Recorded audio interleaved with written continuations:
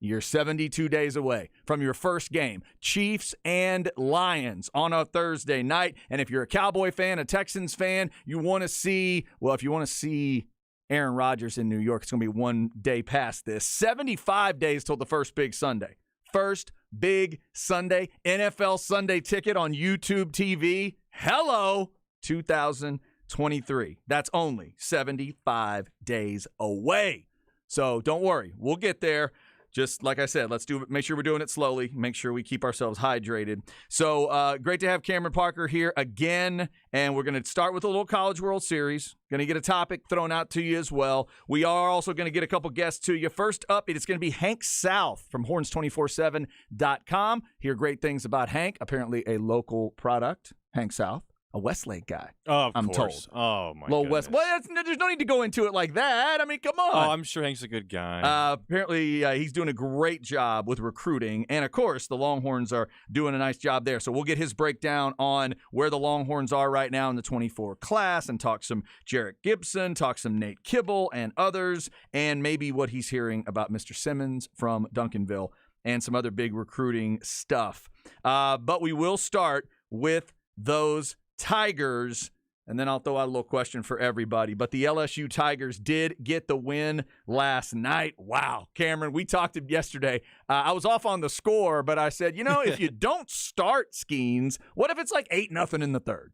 What if it's something like that? Well, it was about 9-2 by the time they got to that area, and LSU just turns it around on Florida, took that 24-4, ate that thing, and then just regurgitated an 18-4 the other way. LSU wins it all. I was curious how LSU would respond after losing by 20 runs the night before. Didn't matter. They came out, they scored 18, they won by 14, absolutely dominated Chad. Talked with Aaron Hogan on the beginning of Light the Tower. We talked about Paul Skeens, right? Like, you got to put him in. He's your best player. He's your best pitcher. He's going to go number 1 in the draft. Didn't matter because you know what? This Thatcher Hurd guy, he's also pretty good from UCLA. 6 strong. That was impressive. After that 2-run homer by, I believe, Ty Davis, who set a men's College World Series record with 5 dingers this week. He retired 18 of the next 21 batters. He went smooth sailing, and Florida they ran out of gas. LSU offensively, they caught fire. How about Dylan Cruz batting .426 this season, Chad? In his 3 years at LSU, his worst batting average, I believe, .349. Wow, that's the floor?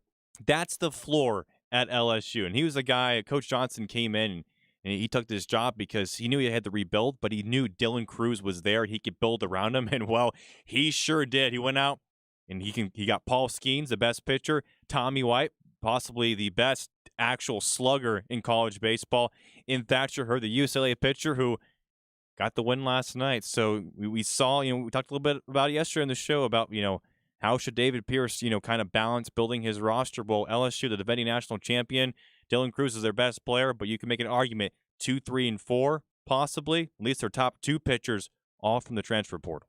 Yeah, that's a great point. And then that's what you got to do now in a lot of different sports. We'll probably be talking about that today and beyond, about how you got to adjust to stuff. And obviously Coach Johnson did. That's his second year, right, at LSU? Yeah, I believe so. And remember, he wouldn't be the guy that had won a lot of those other titles. That guy was in the stands last night. What's my man's name? The old guy? It's not Monahan. It's like they showed him last night, and I always forget his name. Y'all are going to help me. LSU fans, I'm sorry. Anyway, but he was there last night. Nope. Watching his guy. Skip Berman.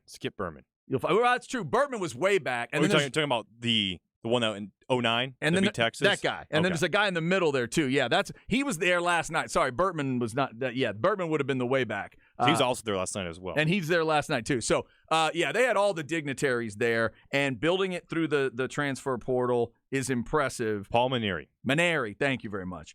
So you mentioned Dylan Cruz. The numbers are incredible. First off, let's give Coach Johnson a credit for not only making the right move with Skeens, hold him back, wait and see how your guy does, the starter, and he's great, and your bats wake up. He took Cade Beloso and put him in the leadoff spot. And you're thinking, wow, that's interesting. Belosso's like a bigger dude, more of a slugger type. But they pointed out, well, he's good against left-handers. Yep. He's got good numbers. Beloso goes 2 for 5, scores a run, drives in 2. Cruz, 4 for 6, 3 runs scored, and drove in 1. And Tommy White tanks, 4 for 7, 2 runs scored, 3 RBIs. And there were 2 other LSU batters last night that had 3 hits or more. They were on fire. Plus, Cameron, for people who don't know, Dylan Cruz won basically the Heisman of college baseball, the Golden Spikes Award. Did you see the sequence last night where he caught the ball at the wall and going in on 2 consecutive pitches? Bad, man. He has to go all the way to the wall, find himself on the warning track. Sun's bashing him in the face. He makes that catch, crashes into the wall, falls on the ground, stands up, throws the ball in, dusts himself off, and the next pitch is a hard, not even really a hard shot. It's a short pop-up. So he's got to run in, deal with the sun. Then he realizes, oh, my God, I don't have to go this far. Reaches kind of, not over his head, but reaches up real straight, catches it like it's no big deal, almost does like a one-footed kind of pirouette, throws the ball in, and one of his teammates, probably the right fielder, looks over at him like, really, dude? Is that what we're doing? Excuse me? Yeah. Just incredible. That's why he's going to be possibly the number 2 pick in this year's draft, coming up on July 9th. And we talked about Paul Skeens.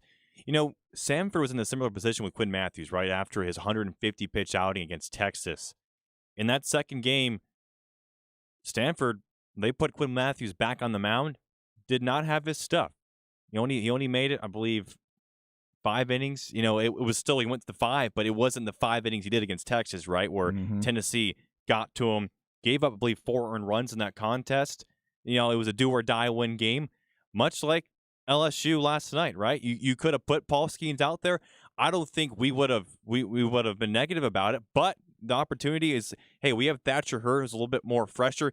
Even though Skeens is probably the better pitcher, he has pitched a lot this past week, and I thought Johnson did a great job of managing the bullpen. And ultimately, putting Hurd out there was probably the right call, even though we wanted to see Paul Skeens last night. Yeah, and then on the opposite side of it, Florida just did not get the pitching that they needed. No.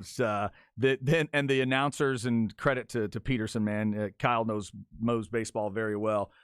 When Caglianone's out there, he says, hey, he can be really, really good, but he can also go bad fast. And he did 1 1/3. And then the guy you put in can only go 1 1/3. And they gave up so much that they just had to, exhaust a lot of their pitching. LSU obviously did not. So LSU gets the win. The fans were unbelievable. The final tally on Jell-O shots was 64,000 plus.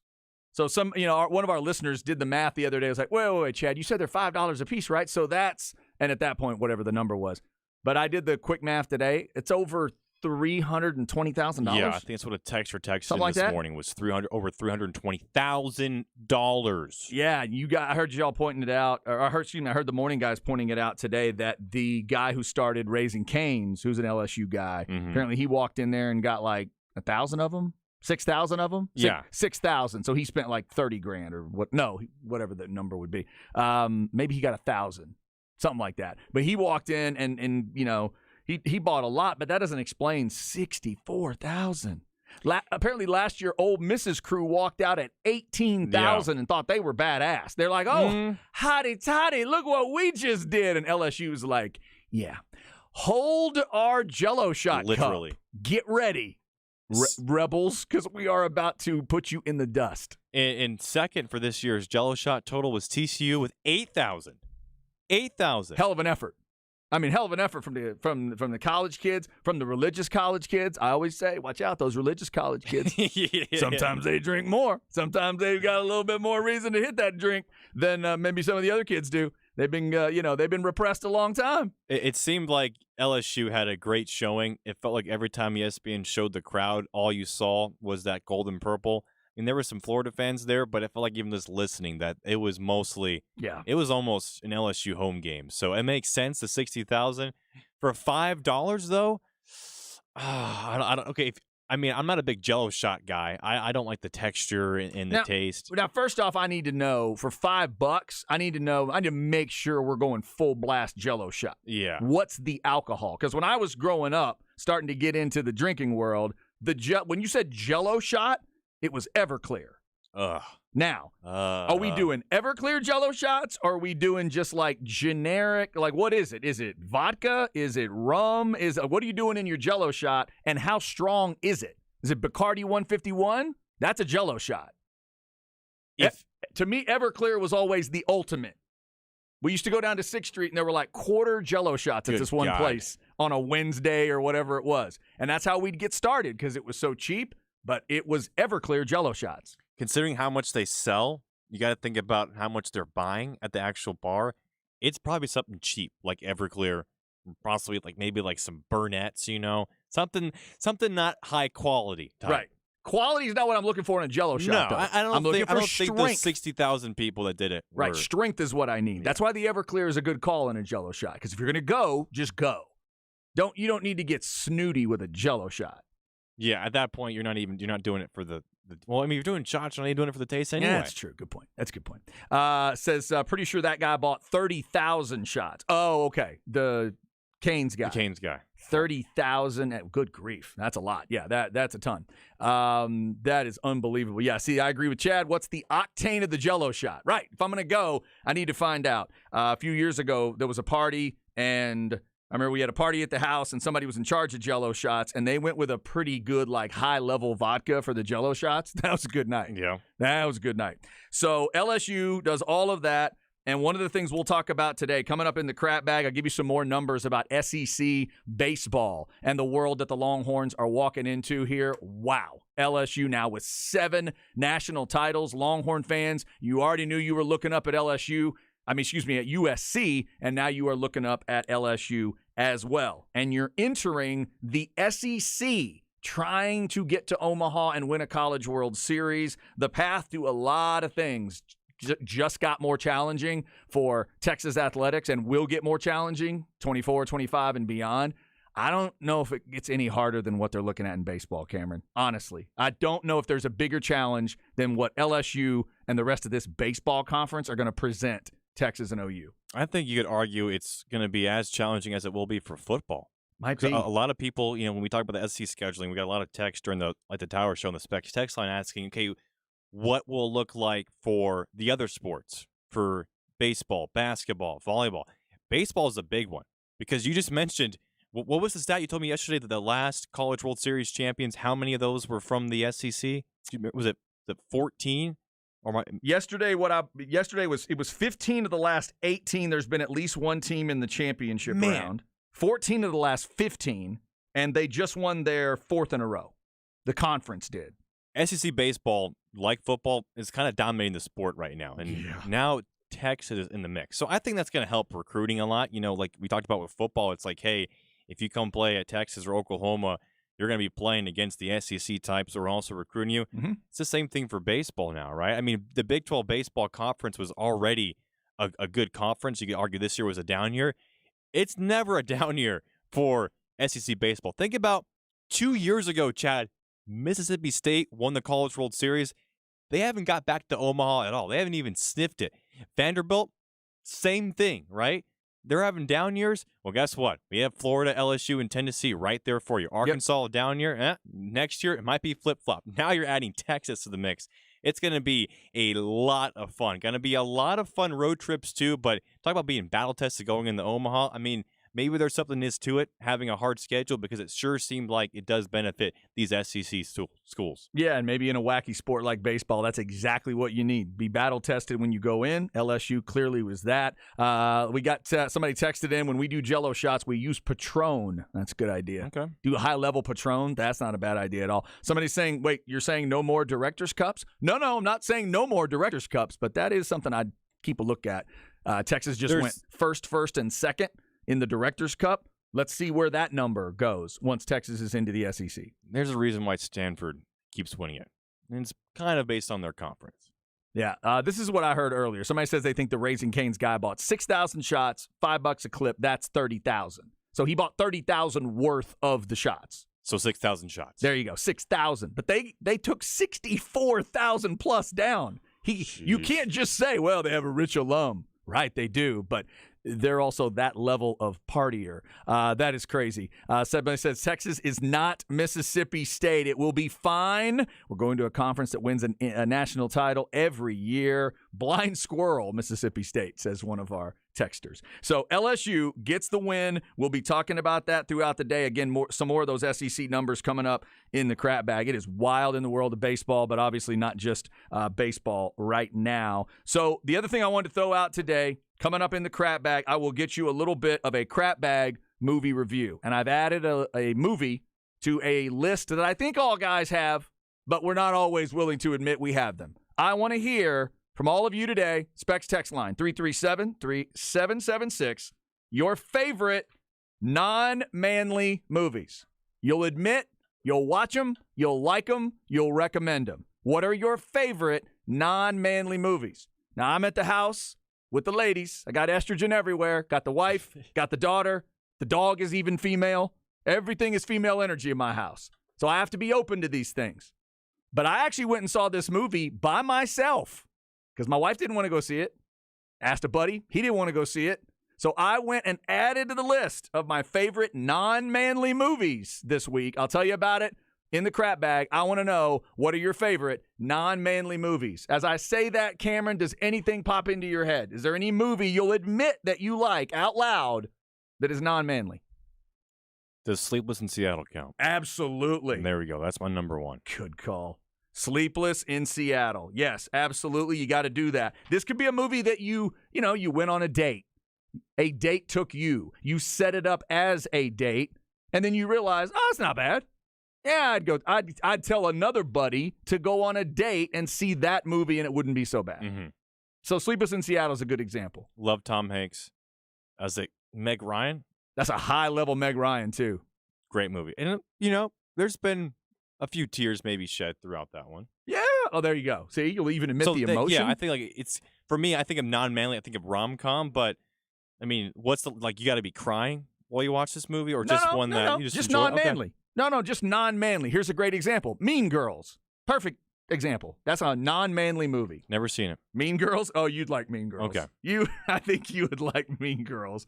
That may be right up your alley. A little Regina George. I mean, you get Lindsay Lohan, Rachel McAdams, a couple other really good-looking ladies. It's fantastic. All right, so we'll get into that. Your favorite non-manly movies. Let us know what's on your list. Also up next, let's get into some NFL discussions. One of my favorite NFL nerds threw out a great list about the best skill position groups in the NFL. This takes out the element of quarterback, which really makes it a fascinating list. We'll tell you where the Cowboys fall next on The Horn. Do you love the shows, but they never seem to get around to your question or comment? Just tweet us your questions, comments, and concerns. If yours is chosen, we'll make your favorite host answer in a video so you can see and hear the responses. Tweet at The Horn ATX with a hashtag QCC. We'll even say your Twitter handle and get you a couple new followers. Questions, comments, and concerns on The Horn Twitter and YouTube page. Subscribe and follow youtube.com/The Horn Austin. Response to Diamonds Direct's amazing finance offer has been off the charts, so we're extending it through this Saturday.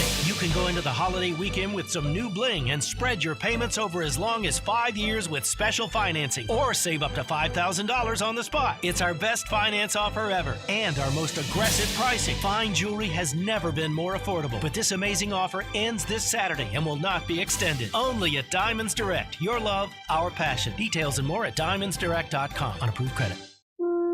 Hey, it's Aaron Hogan. Are you in the market for a wood privacy fence for your home or business? The pros at Viking Fence have put together a how to buy a fence guide at their website to ensure that you get the best value for your dollar. It's a great place to find out if your contractor is specifying the exact grade of red cedar. If not, he may be substituting a lower grade that costs less. Is that same contractor specifying steel posts? Did they specify the thickness of the steel? Thin gauge steels are post to prone and breaking under heavy winds here in Central Texas. So visit them. The How to Buy a Fence guide at VikingFence.com. When you think fence, think Viking.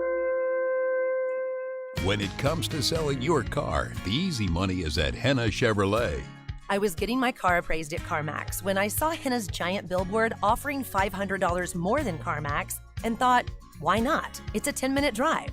Now I've got an extra $500 in my pocket thanks to Henna.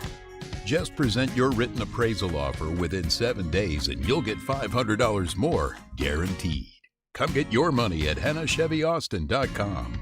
Find new roads. Hey, it's Aaron Hogan. You know Bud Light is my choice, and it should be yours. Bud Light brews their beer to be perfect anywhere there's fun. Because where there's fun, there's bound to be a Bud Light. The official light beer of the Texas Longhorns, also the official beer of summer in the ATX. All the ball games at Dell Diamond, soccer matches at Austin FC, and of course Coke Fest coming up in early August. Whiskey Myers, Sammy Kershaw, William Clark Green, John Party, and many more. Oh, and our good buddy Kevin Fowler, just to name a few. It's August 4th and 5th in Hutto, Texas. Get all the info at CokeFest.com. That's KOKEFest.com. And enjoy your Bud Lights all summer long. Your garage door won't go up or down, so give us a call. We're all over town. Promise to you is honest and fair. The real Cedar Park overhead doors. Is it time to spruce up your home's exterior? Boost your home's curb appeal with a new garage door designed to fit your style and taste. For more than 30 years, Cedar Park Overhead Doors has been repairing, replacing, and securing homes all across Central Texas. Check out our online showroom for inspiration on your garage door. Garage door problems? We'll fix it today. We're available 24/7 when you need it fixed right the first time. From springs to openers, call the real Cedar Park Overhead Doors. They'll get it right and treat you fair. Here for you 24 hours a day at 335-7441 and online anytime at cedarparkgaragedoors.com. We work really hard while the other guy snores. Happy customers, we have more. We'll get it right and we'll get the job done. We're Cedar Park Overhead Doors. 335-7441. Yo, man, there's a lot of brothers out there flaking and perpetrating, scared to kick reality. Yo, man, there's a lot of brothers out there flaking and perpetrating, scared to kick reality. Get the gas up. Get the gas. Get the gas. Get the gas up. Load it up. Get the gas up. All right, getting started on a Tuesday.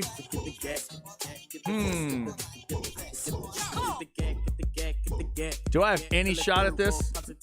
Probably not. Probably not. Famous group, famous artist. What are we doing? Neither. We're gonna go for a theme on this Tuesday. Oh, okay. Just see if you can kind of. All right, you're going with the theme that I have to figure out. What is this? Ball don't lie? Yeah. We were doing literally like making me think? Yep. All right. Sorry, Chad. All right. Fair enough. All right. What are we starting with? Who is it? This is a producer out of, well, actually, if I tell you the area, you probably get the theme pretty quickly. Okay, so don't tell me that. Little Elp in the song is Get the Gat. Little Elp? E-L-P? E-L-T. E-L-T. Little Elt. And this song became popular 2018 after a certain team won a certain national championship. Went viral on TikTok. Again, if I tell you the team. Yeah, I was going to say, here's my first guess. Are you doing like songs related to New Orleans because LSU just won the title? I mean, I only got through one song. You already guessed the theme, Chad. There we go. Some New Orleans action today. Nothing wrong with that. Little Elt starting our New Orleans vibe. Yeah, They deserve all the credit, man. To the victor go the spoils, LSU, and to the victor goes the Jell-O shots, apparently, over 64,000. All right, we'll get into this NFL discussion. Before we do, just a quick, extremely serious story that's apparently out there in sports. I've just seen this. I haven't read through all the details, but apparently, thoughts, prayers, and everything else goes out to NASCAR driver Jimmy Johnson and his family today. Oh, man. Apparently, Jimmy Johnson's in-laws and his nephew are all dead, and they are investigating as a murder-suicide. Oh, man. I just read this story. TMZ is reporting, wow, just a horrific story from the world of NASCAR, and one of their greats, maybe the greatest ever, 7-time champion, I believe, Jimmy Johnson, one of the true gentlemen of their sport and one of the big dogs in their sport, going through something like that today. We wish him and his family nothing but the best. That is unbelievable stuff. All right, so Chad and Cameron with you today. Again, Isaiah Collier on that honeymoon. Hope they're doing well in Cancun. We are asking you for your favorite non-manly movies, and you have really stepped up. Fellas, I knew you could get in touch with your feminine side and admit that you like some non-manly movies. Here's one that says Legally Blonde. Yep, that's one. Love Actually. Not ashamed about it. If you've never seen Love Actually over the holidays, great Christmas movie. Sleepless in Seattle, which Cameron mentioned, that's getting more love. The Notebook is getting love today. Mr. Gosling and Rachel McAdams. Pretty in Pink. I've never seen Pretty in Pink. My wife Me gets neither. my wife gets on me all the time. I've seen a lot of those standard 80s movies. I've never seen Pretty in Pink. I need to do it at some point. Beaches. Oh, Beaches is one of my wife's favorites. Oh, that's one. If Beaches doesn't make you get a little bit emotional, you may be a robot. Bette Midler and what's her name? Barbara Hershey. Come on. Is that the one where if your wife's on the couch crying, do you go over next to her and put your arm around her? Like the episode from Seinfeld, or are you more like Jerry, where you refuse to console and comfort your wife? What's your move there, Chad Hastings? No. I mean, we've known each other long enough now that if I see her crying, usually it'll be a smile through the cry, where I'll say, "Oh, you threw it on, huh? You had to do it," and she'll like kind of give me the smile and cry at the same time. Beaches, Steel Magnolias is another one of those for us. Almost Famous gets mentioned. White Chicks, that's funny. You've Got Mail. Bridesmaids has been mentioned a couple times. Here's a great question though from a sports fan. Does A League of Their Own count as a non-manly movie? Cameron, I'm going to say yes. Okay. It's about an all-women's baseball league. It's a great movie, by the way. Probably my third favorite baseball movie ever made. Oh, okay.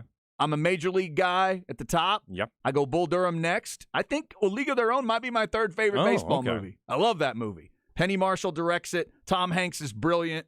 And the cast is incredible. So I'm going to say that's a non-manly. You can get credit for that as a non-manly movie. I'll let you have A League of Their Own. Even though they're playing sports? It's a sport, but by saying that, by even asking this question, what we're saying, we're being pre-programmed that sports are all about guys. That's not true. It's not true. That's true. This is about This is manliness. This is about a movie that we all understand what a manly. You can feel it when you see the trailer, whether the movie is designed to appeal to the manly side of you or the female side of you.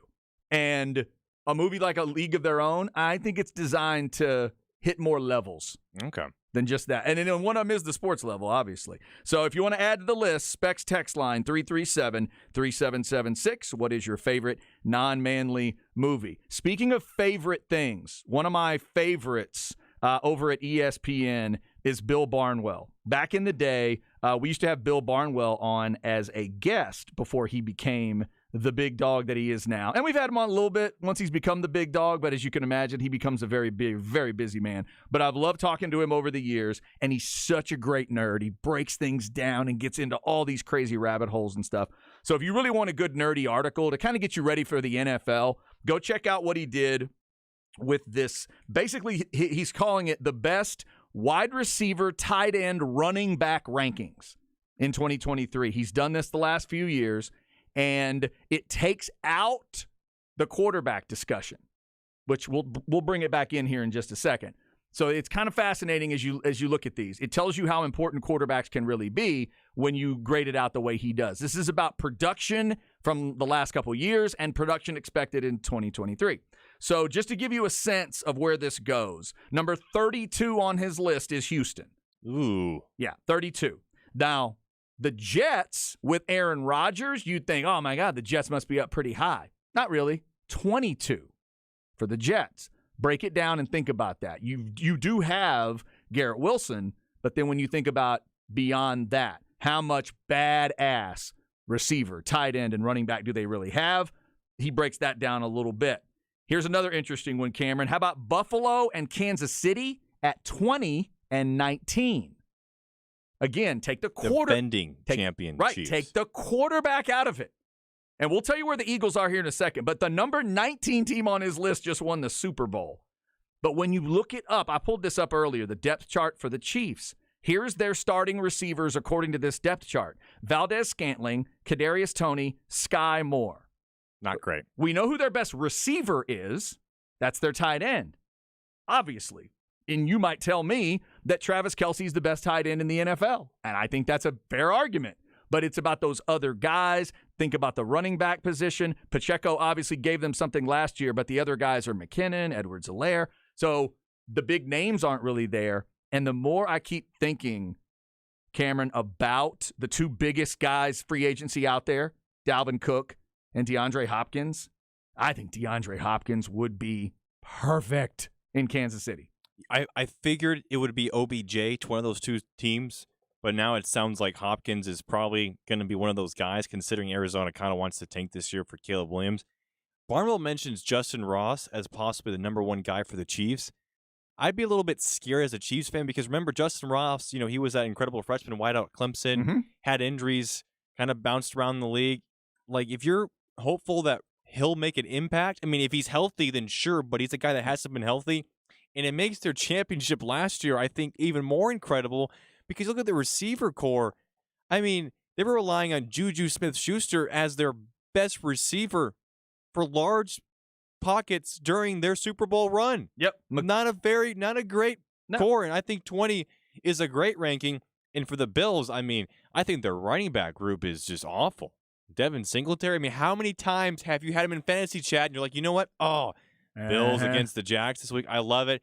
1.5 points. Are you kidding me? Yeah, and that's the thing. This is all about receivers, tight ends, and running backs. Got to put it all together. Buffalo and Kansas City, that tells you how important the quarterback is. So I'll give you the comparison now. Kansas City at 19, they beat the number 3 team on this list. The Eagles are at 3. We'll get to them in a second, but that's how good Patrick Mahomes is, according to these Bill Barnwell type of numbers.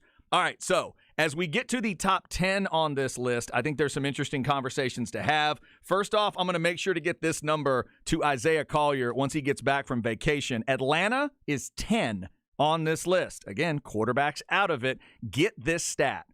The Falcons will roll out a top 10 pick, if everybody's healthy, at running back, wide receiver, and tight end. Bijan, Drake London, Kyle Pitts.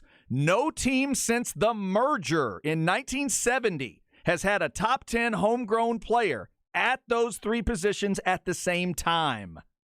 Wow. He says a few have done it with imported players. The only one since 2010 is the 14 Lions, who had Reggie Bush, Calvin Johnson, and Eric Ebron. So again, no team since the merger in 70 has had a top 10 homegrown player, somebody they drafted, at the 3 positions at the same time. So that's what Atlanta is going to have. I found that interesting. Wait till Arthur Smith finds out he does have Kyle Pitts on that team. Yes. I'm still not sure he knows Kyle Pitts plays football, the Atlanta Falcons yet. Hopefully they can figure that out. Number 9, Jacksonville, factoring in the Calvin Ridley. What's that going to look like coming back? Miami sits at 8. Tons of talent there. And the discussion for Dalvin Cook goes right to Miami, apparently. That's the team really looking at Dalvin.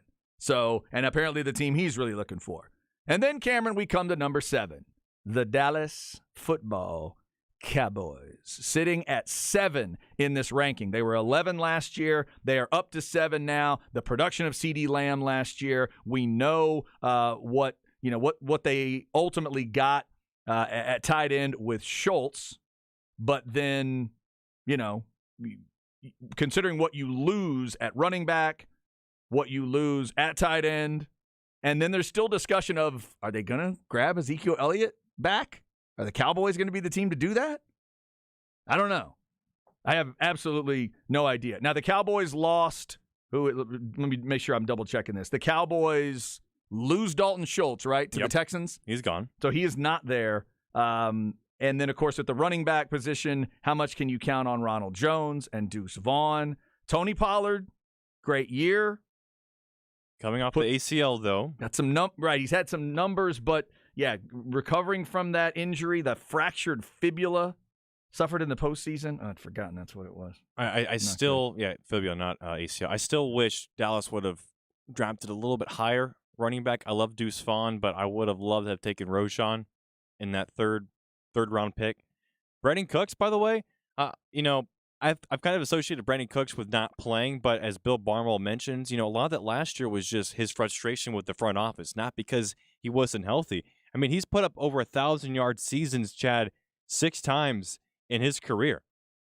He's a guy, he's had over 100 targets also in 6 seasons. So with him, last year, Dallas just didn't have, it felt like, hey, is CeeDee Lamb number 1? Is he number 2?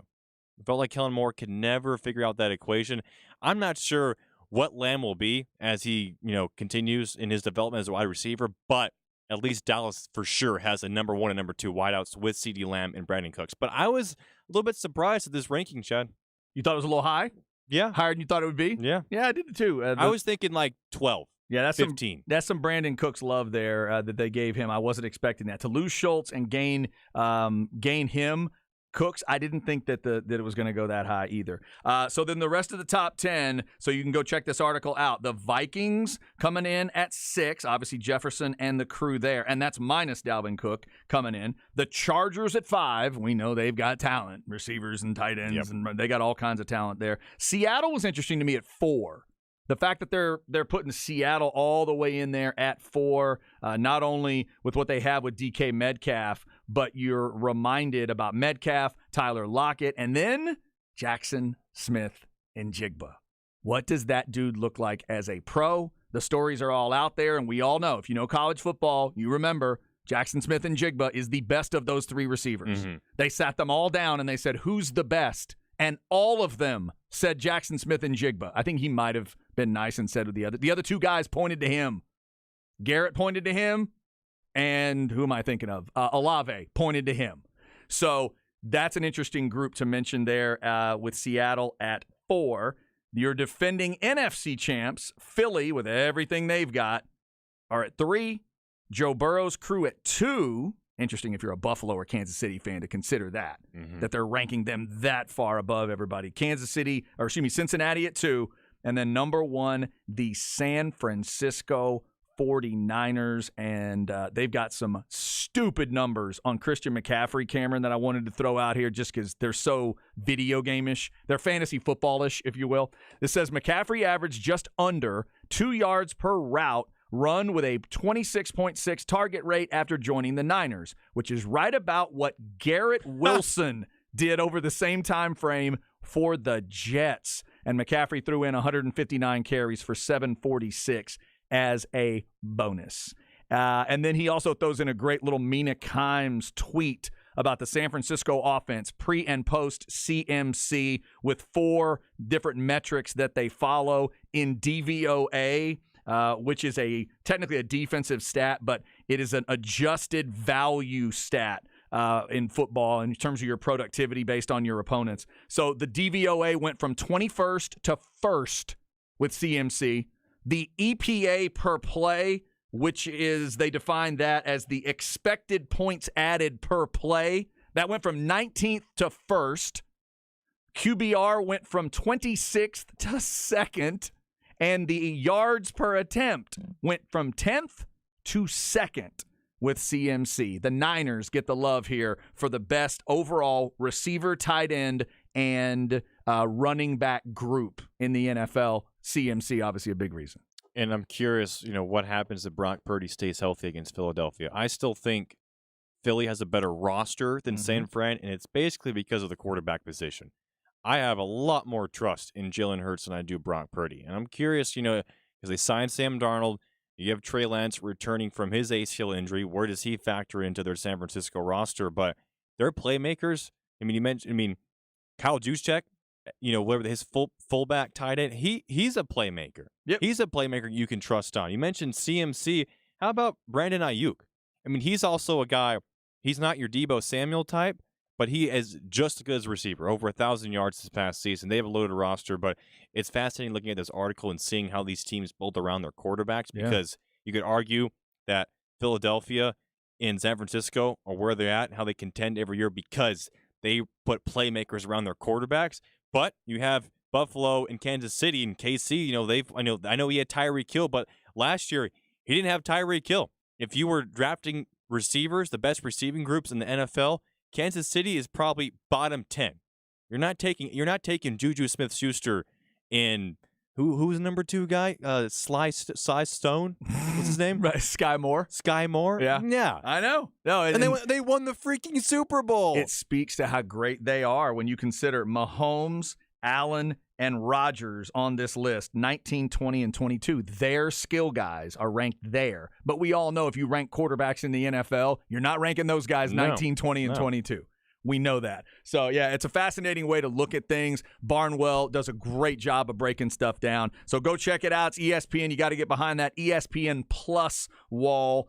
So if you have that or know somebody that'll throw you a password, go check it out because it is really interesting. All the way from 32 with Houston all the way down to number 1 with the San Francisco 49ers. Cowboys fans, you are sitting at number 7 on that skill list. All right, coming up at 1:05, we'll dig back into recruiting with Hank South of horns247.com. Longhorns having a couple big weeks in a row here with big official visit weekends. We'll see what Hank thinks of that. Plus, the Simmons discussion for Texas, the big rush end out of Duncanville, Colin Smith and the chances the Longhorns have. Would Hank call him a Texas lean right now? Does he think it's a coin flip? We'll get into all of that. Up next, though, in the crap bag, SEC baseball, those numbers are piling up. And I'll get you a crap bag movie review. Which movie is now on my favorite non-manly movie list? I'll tell you next on The Horn. Coke Fest 2023. And this year's lineup is the hottest ever. 2 days of fun, dancing, and the best Friday and Saturday of live music you'll get for the price of a ticket. August 4th and 5th in Hutto. Friday, it's William Clark Green. She likes the Beatles, and I like the Stones. I'm getting drunk again. Grab your tickets before they're gone at CokeFest.com. CokeFest.com. It's time to warm up that scoreboard and get ready to bring home the win with Specs. Specs has you covered with lower prices on all your favorite fan fuel. From craft beer, rare spirits, and world-class wine to chips, dips, and gourmet finer foods. And with same-day delivery when you order online or through the app, Specs is your MVP for the biggest score of the game. At Specs, the fun starts here. Here's to you, cheers to savings. A Cover 3 weekend brunch is the perfect way to kickstart a relaxing weekend. There's nothing like getting together with friends, family, and colleagues enjoying a delicious brunch with a Bloody Mary bar at Cover 3. The atmosphere at Cover 3 is always lively, and their Bloody Mary bar is a hit with brunch. With a selection of different mixes and garnishes paired nicely with their delicious fried New York strip steak and eggs, or the breakfast quesadillas. Make the most of your weekend at Cover 3. Google Cover 3 to find a location near you this weekend. Seeking specialized patient-focused orthopedic care? Contact the experts at Texas Orthopedics. Our physicians offer comprehensive surgical and non-surgical orthopedic care for children and adults, spine care, sports medicine, trauma care, joint replacement, rheumatology, and more. Whether it's a mobility or movement issue or a traumatic injury, our goal is to get you back to good health and quality of life. Visit us at txortho.com to learn more and to schedule an appointment. Texas Orthopedics, the largest independent orthopedic practice in Central Texas. Don't miss the sizzling summer sale going on now at Crestview RV. Every new RV marked down for summer fun. Crestview RV in Buda, I-35 South, exit 220 next to Cabela's. And in Georgetown, I-35 North, exit 268. Online anytime at CrestviewRV.com. Well, begin commercial now!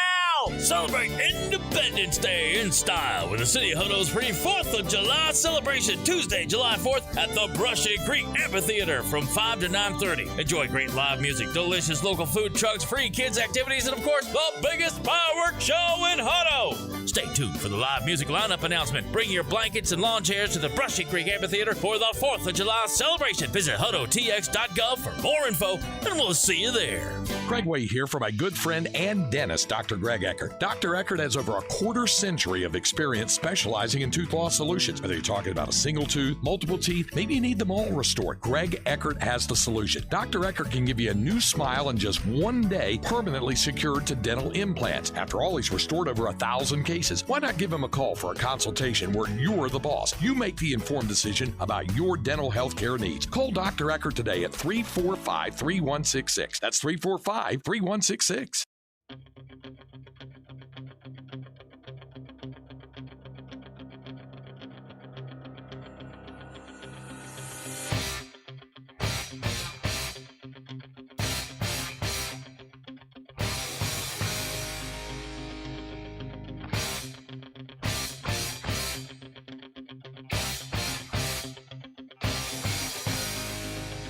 Oh, yeah. So get you pumped up, ready to go.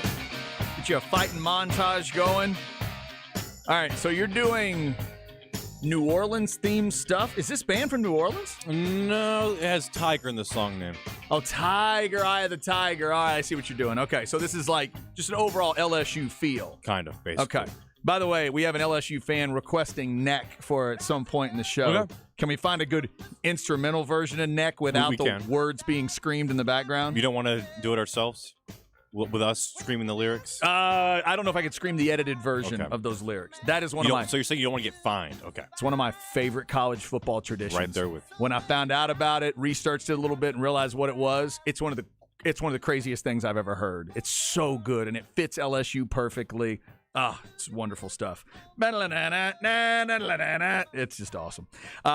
Congrats to those LSU Tigers. A little more on that SEC baseball dominance coming up. Survivor and Lil Elt getting us started today. Cameron's on a New Orleans / LSU / Tigers kind of vibe in honor of the national champs. Hank South coming up from horns247.com to talk some recruiting. I also want to get his thoughts. And we'll get in the flex segment at 1:30. We'll take a closer look at the 7-on-7 and what Round Rock just pulled off. I want to know if the recruiting world is going to pay attention to that story based on Mason Cochran and his receivers. Because Round Rock is not known as a throw-it-all-over offense. But, Cameron, I cannot get it out of my mind that they just went and won 7-on-7. Now, I get one of the games was 7-6. Let me be clear about this. Their defense is badass. Leonard Moore is a beast, and that defense is awesome. I get it. But you can't go win 7-on-7 if your quarterback and your receivers are bad or are like game managers. Can you? You can't go win 7-on-7 if your quarterback just shows up to be careful, and that's not going to work. So to me, if Mason Cochran and his guys just went and did that, I just wonder what the recruiting world thinks. Because Mason Cochran, right now, his two offers are Austin Peay and Navy. Nothing against those two schools, but I think we all know what I just said. So where does it sit? Somebody a couple years ago from Round Rock had told me about where their quarterbacks have kind of ended up. Hey, this guy got an offer from here. Hey, this guy got an offer from there. I'm like, oh, okay, all right. And it was really cool that they got the offer, but they weren't big-time names. Will any sort of big-time schools pay attention to that? So I'm going to ask Hank what he thinks and if that's on his radar at all. He said on the show last Wednesday, the Flex ATX show, where he came in live studio. Zach and Nolan asked him, where do you want to play the next level? And he said, anyone that takes me. Yeah, I don't care. I just want to play ball. And so I think as a coach, you like that mentality, right? Where it's you're not worried about, well, if I go here, I don't know if I'm going to play. No, he just wants to go and play ball, and he'll work his butt off for it. And that's what we've seen over the summer. And I think it's going to translate to some on-field success for Round Rock this next season, because we talked about Deuce Adams a lot, the transfer to is it transfer? Is that technically allowed to say Vandergrift? that? Yeah, I think. Technically, to Vandergrift. But I think Round Rock's the number 2 school in that district, and I think a lot of it is because of Mason Cochran's leadership and his development over the last few years. Yeah, we're going to be following that story. So we'll get into some of that in next hour. Right now, though, in the crab bag, let's go ahead and talk about SEC baseball, Longhorn fans. It is quite a dungeon you're about to enter.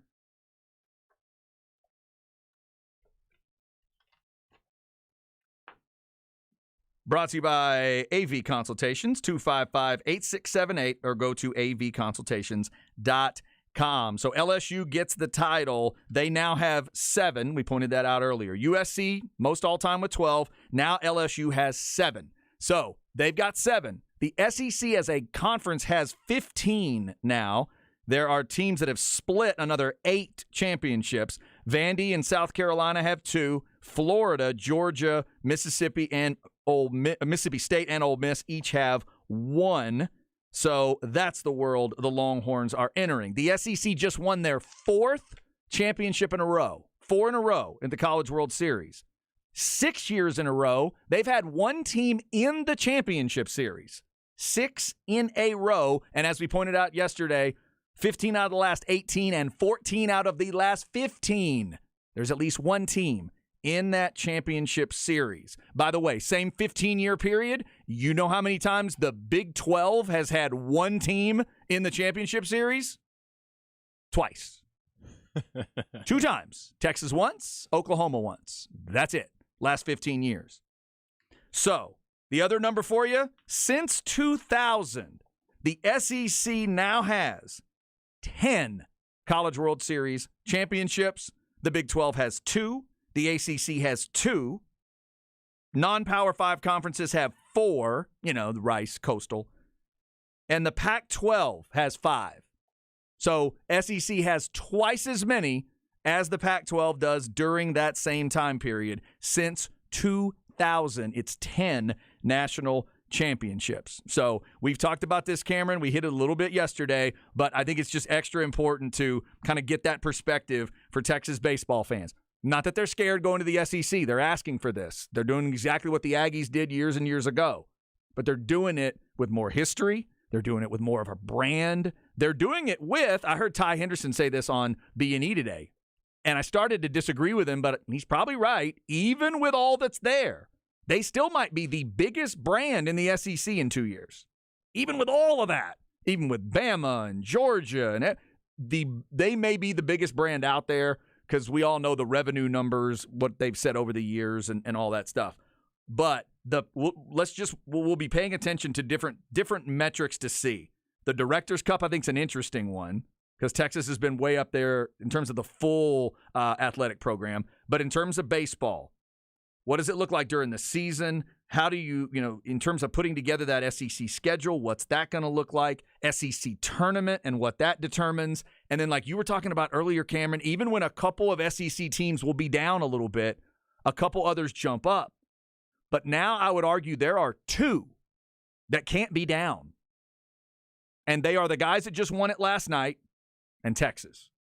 That's it. I think every other baseball team in the SEC is allowed a cough, a hiccup, a slip, an oops. Not those 2. LSU's not allowed that. They haven't been allowed that for years. And Texas fans know. They start every year with Omaha floor. No Texas fan starts it with, Now, I know this year, once we saw it start to develop, a Texas fan would tell you, lots of them did. You were one of them that told me, it kind of feels like maybe Super Regional might be the cap for this team. But no season starts that way for a Texas fan. So just a little perspective there. If I was a Texas fan of kind of where you need to be focused now. This is a nasty, nasty conference you're entering. You already knew that. You've already dealt with some of these teams. But now, Cameron, when that conference season starts, every single weekend. It's now with the big boys, swimming with the big sharks. Yeah. And you talked about the expectations for Texas this year. I mean, going into every year, it's got to be Omaha. That's the bar that's been set by the tradition of this Texas baseball program. Absolutely. Even in the SEC, it's still Omaha. And CDC knows that, and David Pierce knows that. Now, of course, it was super regional because that was the roster that I think was constructed. That was why I said the ceiling is probably a super regional based on what Pierce put together. But that's not going to be good enough in the SEC, Chad. It's got to be, and this is where I think Pierce has got to follow what Jay Johnson's done at LSU and just hit the portal hard and find guys. He's got 3 pitchers so far from the portal. Chase Burns from Tennessee, he's in the portal. I've already called him an hour ago, Chad, and been calling the funds, whatever you can do, and say, hey, what can we line up for this kid who throws 101 miles per hour? Yeah, I thought of Texas as well when I saw that Burns was going into the transfer portal. It's a great point. Also, think about this. Other sports to consider what they just did in baseball with the transfer portal. I saw Kim Mulkey there last night, what she did with the transfer portal in women's hoops to get that title. And Vic Schaefer and the Longhorn fans a couple years ago thought they were getting rid of her. They thought they thought their Kim Mulkey problem was behind them. But that's because nobody thought Kim Mulkey could get dragged out of Waco. Nobody was going to get her out of Waco, but they did. And now she's done that this quickly at LSU. And then obviously we know they put the football thing together with Burrow one time. Now can Brian Kelly get it back to that level and make it a consistent level? Because if you do that in football, it is rough business for everybody else trying to deal with all these different Tigers. So in terms of athletic programs as a whole in the SEC, it sounds like the one that you're most afraid of is LSU, the one that Texas fans should be most concerned about all in all for every sport. It's LSU. I mean, I think obviously we know football rules everything, so ultimately everybody's shooting for Bama and Georgia. I think LSU is one of the things on the way to that for Texas. Like I said the other day in recruiting, I think it's about beat Texas A&M and Oklahoma in big recruiting battles, but then the next step up is do that with LSU, and I think that's what gets you to Bama, Georgia. So I think it's kind of a tiered process there. LSU is one of those things, though. Got to be paying attention to them and what they're pulling off here. And the baseball stuff is so impressive. Congrats to LSU for last night. Real quick, your movie review. I've added a movie to the non-manly movie list. I wanted my wife to go with me. She didn't want to go. Let's hear it. My wife's has become a little stubborn when it comes to new movies and new stuff. She doesn't. If it's her idea, it's one thing. If it's your idea, sometimes she doesn't want to. So she's like, I don't know if I want to get up, and I need to get up kind of early to go see it. No Hard Feelings with Jennifer Lawrence. I decided to go check it out. It was good. Had enough heart for me, but also had enough dirty for me. Here's all I'm going to say. You get now it's brief, but you get a full frontal nude shot of Jennifer Lawrence. And the scene ends up being funny. That's all I'm going to say to you. But I thought it had enough heart. I thought it had a good enough story. Matthew Broderick is the dad. This is the one where the parents are offering up a car for a girl to date their 19-year-old son. He's awkward. He's socially inept. He's a nerd. He's about to go off to college, and they want her to, bring him out of his shell. And in exchange, they give her a car, a Buick.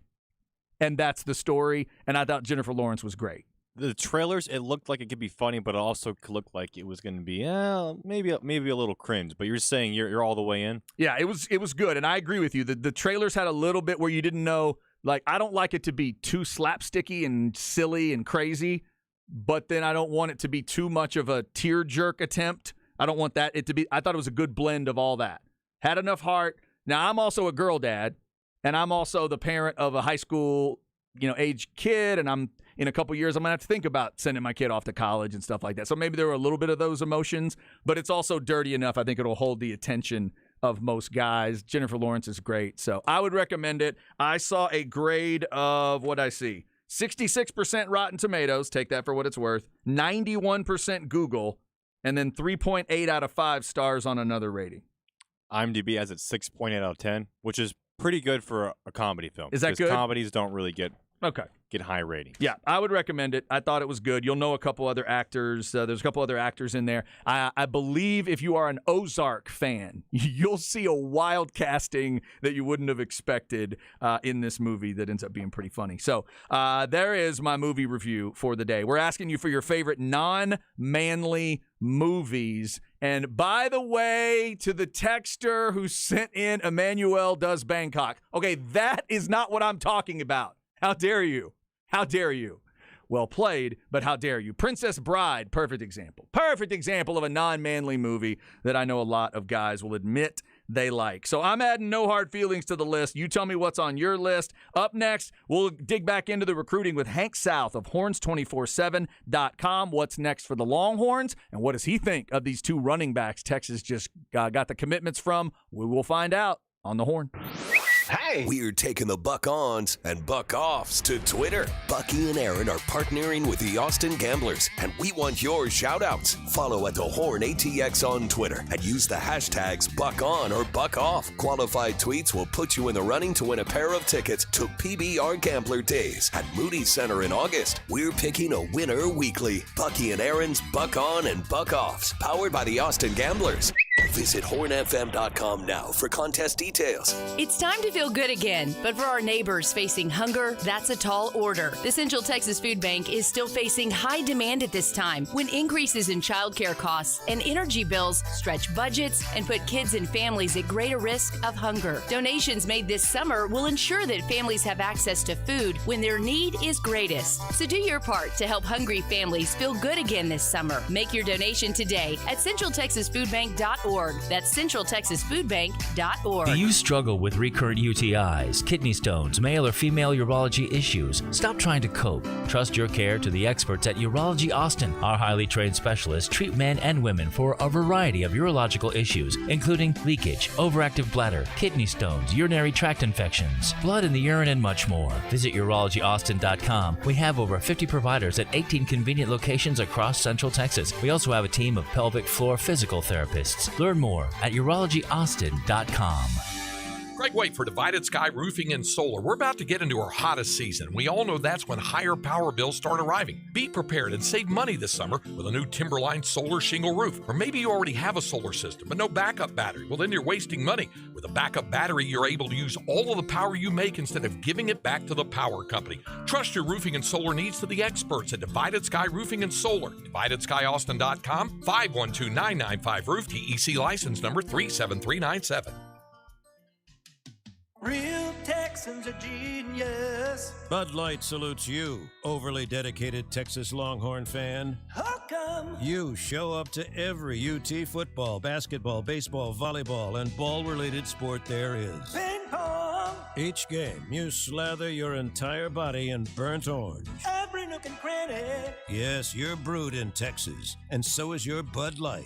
Enjoy responsibly. Texas Edition Bud Light beer cans. Anheuser-Busch, Houston, Texas. From the UBO Business Services Studios, you're listening to KTXX-FM and HD1 BK, KTAE-AM Elgin, K270CO Round Rock. This hour is brought to you by Apple Leasing, where you only have to pay for the new half of the car or truck, the half under factory warranty, and any make, any model. Click appleleasing.com and see how easy it really is. Guests on the Horn appear courtesy of the Vaqueros Cafe and Cantina Hotline. Vaqueros now delivers and offers curbside pickup. For info on placing your lunch or dinner order, visit vaqueroscafe.com.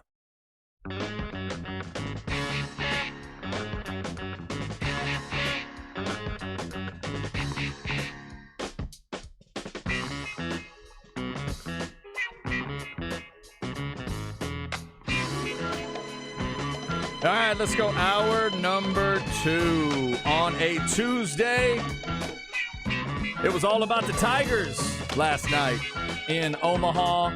At least the Gators had a long time to get used to it because that was an absolute butt-kicking. 18-4.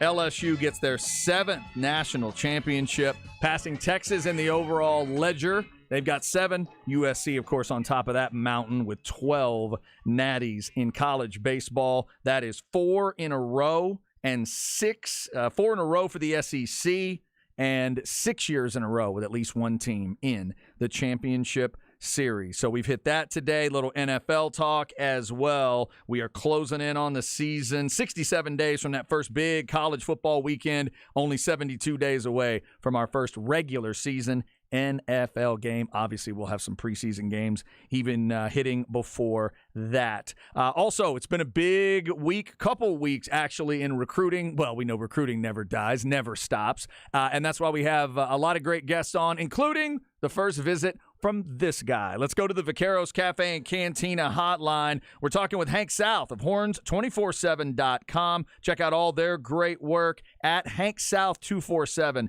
on Twitter. Hank, how are you?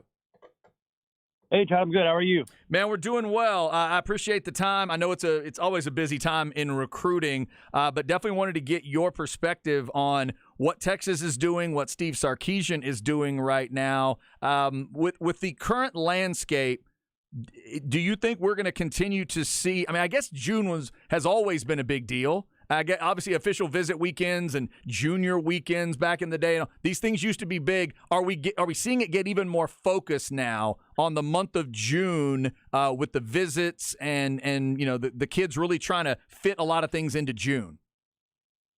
Yeah, absolutely. I have said before, I feel like June's almost equivalent to December in terms of busyness. It's just, especially since, the NCAA rules changed a few years back where, kids could take official visits in the summer and they could take them in the spring a little bit. That's really when we started to see a lot of focus shift on getting these kids on campus in the summer and really being able to spend a lot of time with them. Because if you think about it in the fall during game weekends, obviously you want to have recruits see your atmosphere and see big wins if possible. But you just don't get that one-on-one time as much as you would in the summer, with the busy game weekends and all the schedules and everything going on. So, that's been a focus of Texas under Steve Sarkisian. Excuse me. He's, these back-to-back weekends, they've had, 20-plus visitors on campus each weekend. And, they've really knocked it out of the park in terms of, having that many visitors, having that many priority targets, but also, making sure that they're comfortable, feel welcome, getting plenty of exposure and time with the coaching staff. and get that true official visit experience. So yeah, June has really become kind of that, one of 2 months in the year that the recruiting really, takes off. The visits happen, the pushes are made, and then we kind of see that result in commitments, following the rest of the summer. So yeah, certainly a busy time. Yeah, it's been wild to follow. Obviously, the Longhorns now up to 5 verbal commitments just this month. Let me ask you about the 2 running backs. I know a lot of Texas fans are excited about that. It's in the DNA of the school, obviously, with the Heisman winners. So I'm always fascinated by the position in Texas. So talk to me about Christian Clark first off. He was the first guy to commit of the 2. I watched a little bit of film on him. Arizona guy, single digit on the jersey. I know he's reminded a few people of Bijan. I know that's kind of unfair to a kid at this point, but what do you see when you watch Christian Clark? Yeah, I like him a lot. I think he was top 2 targets on the Texas running back board, so that shows you how coveted he was by their staff as well. But I turn on his tape, and I don't claim to be a scout or anything, but there is a lot to like. He's got great vision. He's got good burst. He's really tough to take down. He doesn't have that breakaway speed but he accelerates so quickly. He's certainly, you can see what Texas really liked about him. I think he averaged just over 7 yards a carry last season, and he's really effective catching the ball out of the backfield as well. So I think there's a lot to like about Christian Clark, and you can see why Tashard Choice had him at the top of his list. Yeah, 7 yards a clip. That'll do. That'll work. Yeah. How about Jarek Gibson? I'm assuming when you say 2 of the highest rated guys on their board, I'm assuming Jarek is the other guy. He's now the highest rated overall player, I believe, in this class out of Florida. What do you see from him, and how would you contrast the 2? How do you think the 2 might work together? Yeah, I think, I feel like they're actually a little similar, but I think you give that that speed, that speed to the edge, that kind of burst, probably more so to Jarek Gibson. I think he's kind of more the lightning of the 2. Again, not like he's not your 4.3 guy, but certainly can break away.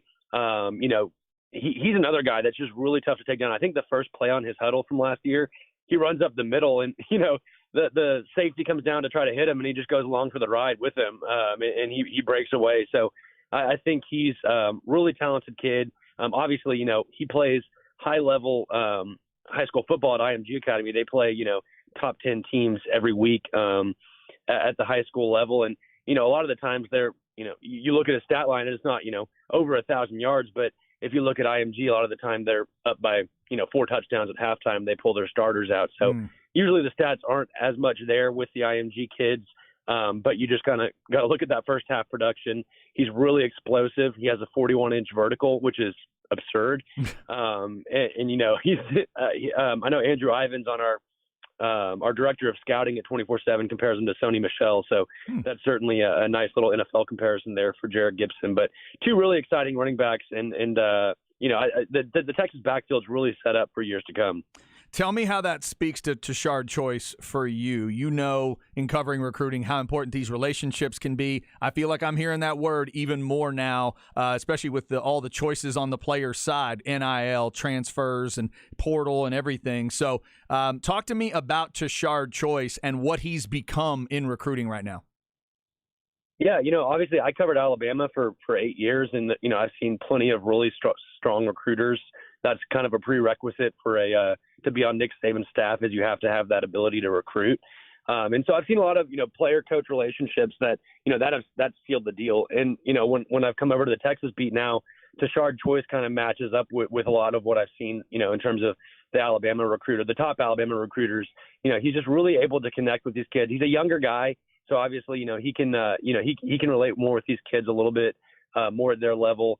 He's just energetic. He's passionate. These kids really respond well to that. That resonates well with them and their families. And, he works hard at it. A lot of these times, you'll see recruiters that, have staffers that, reach out to the kids, or, they don't put as much of their, heart and soul into the recruiting process, but, you can tell he does.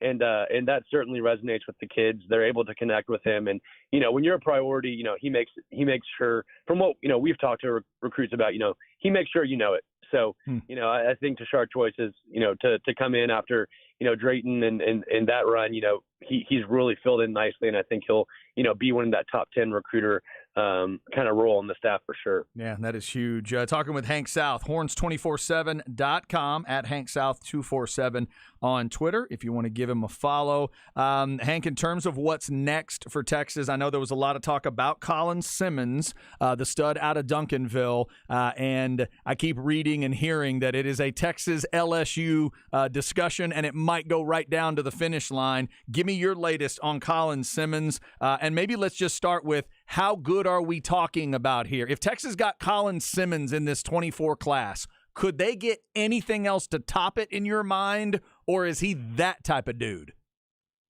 No, he's that type of dude. If they were able to pull in Colin Simmons, that would be kind of your marquee guy in the class of 2024, especially, when edge rushers are such a premium, that and that's something Texas needs. They need to add edge rushers in this class. And when you have a guy like Colin Simmons, that talent level, and, he's number one in the country at the position. So, you can really compare him to a lot of guys. I've seen Will Anderson thrown out with him. That's obviously probably the loftiest comparison in terms of, recent guys you could like comp that to. So, he would be a massive get. He's coming off his official visit to Austin. We actually tried to catch up with him after the trip, and he didn't want to do an interview just yet. He said he wants to kind of, make sure he's done, focus or, look back on all his visits. I couldn't think of the word, and kind of, think about everything and then do interviews after that. We did get a hook'em from him. That was the one comment he did give us on the visit. So, okay. But no, we've been hearing, behind the scenes, I think Texas is, he's a priority. Absolutely. They're making him feel that way. I think they knocked it out of the park with the visit this past weekend, getting him on campus right before the dead period. So, if he does take it to December, Texas is going to be there all the way to the end with LSU. But, there's also talk that, maybe Texas did enough to get him to commit earlier. So that's a guy we're closely watching, regardless of when he does it. Texas is right there in that top group for Colin Simmons.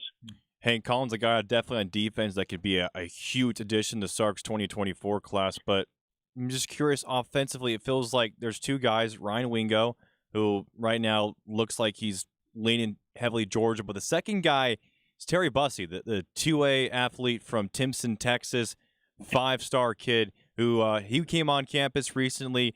What can you tell us about Terry, where he stands with Texas, and what Texas fans need to know about this kid who has kind of risen up the 247 sports recruiting rankings in the past year? Yeah, I have to give props to our guy Hudson Standish on Horns 24/7, who kind of was the first to really kind of put him on the radar. Obviously, Terry put himself on the radar with his talent level, but the first guy to really start covering him. But yeah, Texas was able to get him on campus this past weekend, and it was kind of a situation where I wouldn't necessarily describe it as playing from behind, but maybe a little bit of ground to make up with him. Texas offered a little bit later, but they're certainly, pushing for him now. That wasn't, is not something where they're still thinking about it, or, they're not really pressing yet. They're definitely pressing for him. I know Oklahoma, I think, had a little bit of confidence coming into this past weekend, as well as LSU.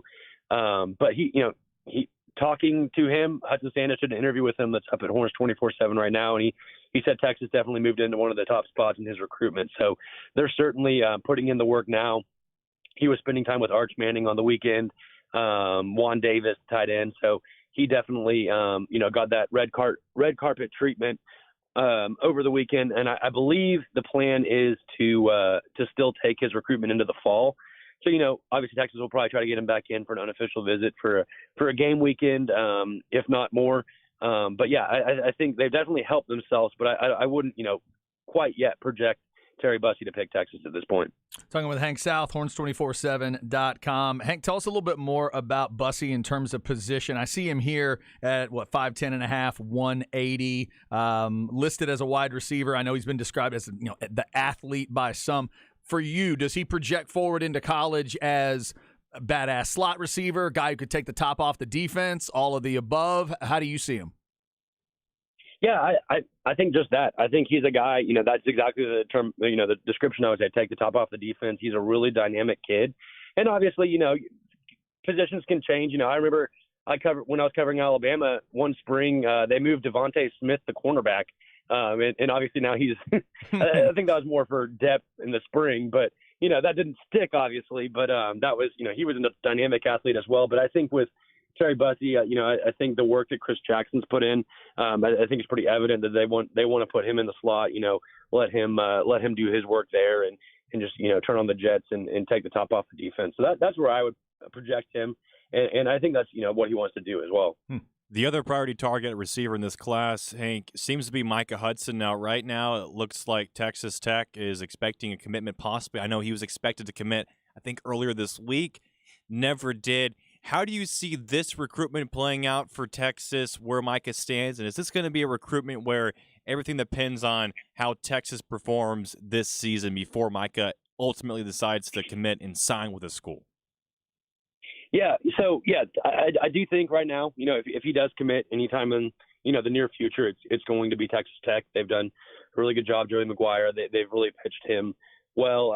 He's a lot more of a low key kind of kid. I'm not sure he buys into all. He's not going to hype him. He's not all about the hype and the recruiting drama and all that. And I think that's why Texas Tech has kind of thrived a lot. They're obviously Tech isn't that major high-profile program, but I think he's just really connected with their staff.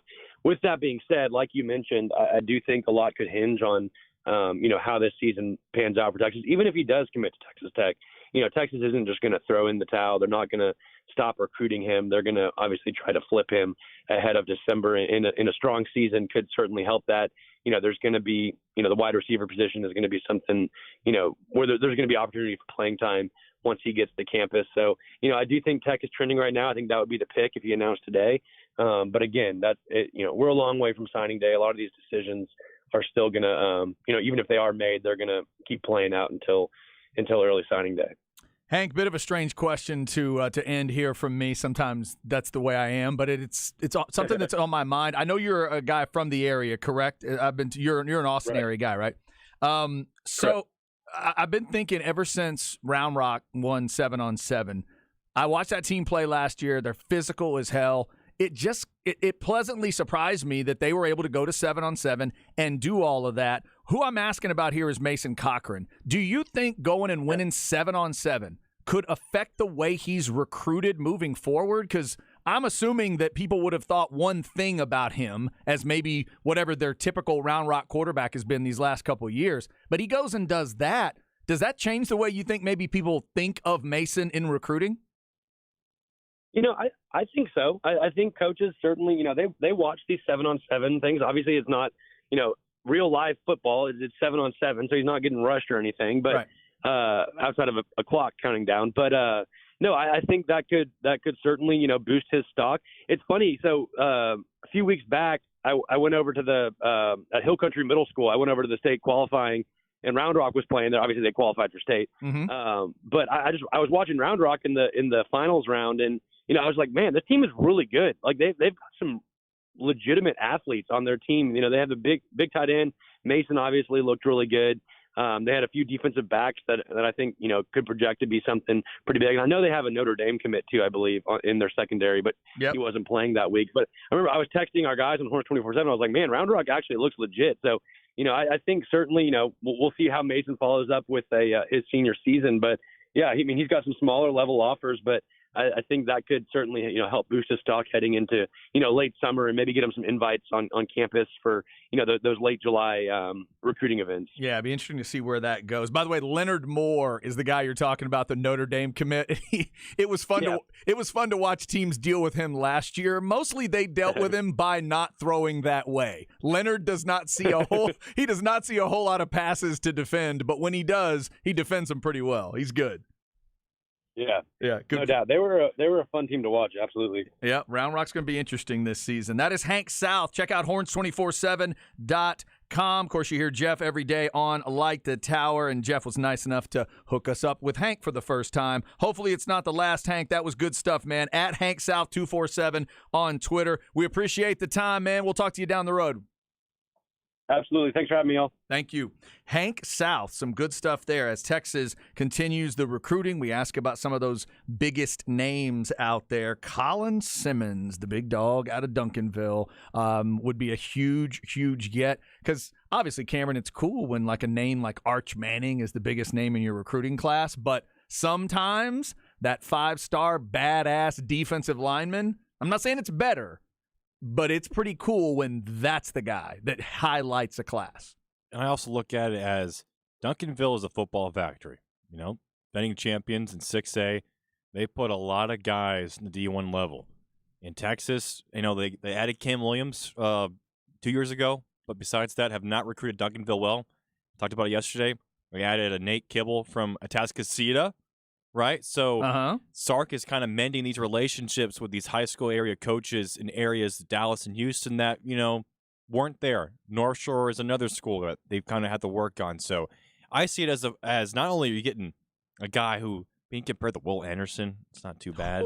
Yeah. But what Colin Simmons can do, I mean, seeing him play last year in the playoffs reminds me a little bit of Anthony Hill, where I believe he can make an impact as a true freshman. It's huge for this recruiting class, but there's long ways to go, and I'm interested to see what happens with Terry Bussey. A little late on his recruitment trail. They're still pushing for Ryan Wingo out of St. Louis. Looks like he's going to end up at Georgia. The Micah Hudson recruitment's been very, up and down. With he's supposed to go to Texas Tech this week. They were prepping for him to commit to Lubbock. He didn't. So what does that mean for Texas? I mean, probably a good sign. He still may end up at Texas Tech, but that's a recruitment where, it sounded like from what Hank was saying, that's going to go all the way until signing day. It could mean he just could still be driving. That's true. And probably lost service. That is 100% likely. Way out there. Yeah. It's a long way out there. By the way, I pulled up Bussey's information here on 24/7 Sports, and just the short list: Oklahoma, Texas, Bama, LSU, A&M. The big ones. That's the first 5 that popped up on an offer list. I haven't looked at the complete list yet, but that's from a 2A kid too. And it's right, small school kid. He visited Oklahoma on the 16th, and of course Texas on the 23rd. So, big names there. Recruiting, always a topic around here. So, nice to grab Hank South there for the first time. And again, shout out to our guy, Jeff Howe, for getting that set up for us. Coming up at 1:30, up next, let's get you a flex segment, a closer look at the flex teams in the 7-on-7 and how Round Rock pulled it off. Plus, the commitment happened, and Texas has not offered. We'll tell you who he is on the horn. Hey! We're taking the buck-ons and buck-offs to Twitter. Bucky and Aaron are partnering with the Austin Gamblers, and we want your shout-outs. Follow at The Horn ATX on Twitter and use the hashtags #BuckOn or #BuckOff. Qualified tweets will put you in the running to win a pair of tickets to PBR Gambler Days at Moody Center in August. We're picking a winner weekly. Bucky and Aaron's Buck-On and Buck-Offs, powered by the Austin Gamblers. Visit hornfm.com now for contest details. Women are tired of bulky, leaky plastic pads made with harsh ingredients that itch and irritate their skin. Attention Grace has set out to design the cleanest, highest performing incontinence products, and the difference is night and day. Women everywhere are switching to Attention Grace, a revolutionary line of skin-safe incontinence liners, pads, and briefs that are tough on leaks, safe on skin, and gentler on the planet. Ready to upgrade your incontinence care? Attention Grace, now available at walmart.com and 1,500 supercenters nationwide. Mr. Clean, Mr. Clean. Of course I use Mr. Clean Magic Eraser to clean tough messes off my stovetop and bathtub. But then I discovered I can also use it to easily clean my patio furniture and even my shoes. I'm hooked. And when wipes won't cut it, I use Magic Eraser Sheets. They're thin and flexible erasers, perfect for everyday messes, like gunk on my counters and sinks. They really are magical. The reviews are in. Mr. Clean Magic Eraser and Sheets make cleaning look easy. Now's the perfect time to transform your home or business with fresh new color. But what color to choose? Call John Bonnell and his team at CertaPro Painters. Now through June, your professional color consultation is free with any book painting project. Protect and beautify your space with a color that you'll love for years to come, inside and out. Go with the pros at CertaPro Painters of Austin. Get your painting project started today at CertaPro.com. That's Certa with a C. Like sports, business is about winning. Championship decisions are business decisions based on what it takes to help your company win. And that's why there's UBO Business Services, specializing in helping you win every day by streamlining workflow and allowing you to better communicate within your organization and with your customers. Make your championship decision with UBO Business Services. Visit them at ubeo.com. Great people, great service, endless possibilities. Folks, everyone likes to win stuff like free food and discounts on Golden Chick favorites. And the great news is Golden Chick's Golden Giveaway is back. Peel the game pieces on your combo cup to win food, discounts, and more. Every cup's a winner. Scan the QR code for a chance to win hundreds of grand prizes. Up your chances of winning by hitting your local Golden Chick on the daily. There are free food or discounts on every cup. Golden Chick's Golden Giveaway. Play every day and win with every peel. Golden Chick.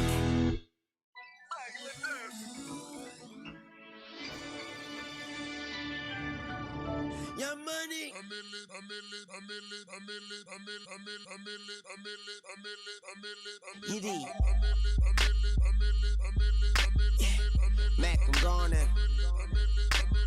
A millionaire, I'm a young money millionaire, tougher than Nigerian hair. My criteria compared to your career just isn't fair. All right, it is Tuesday.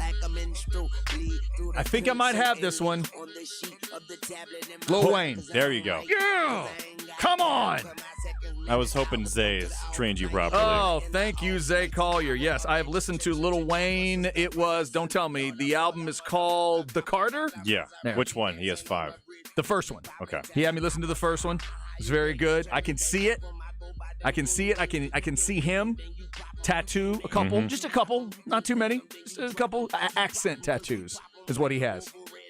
Maybe a little more than that. He's a guy, one of the best lyricists, I think, out there in the rap game. He's really good, yes. He's also someone that doesn't remember his own lyrics.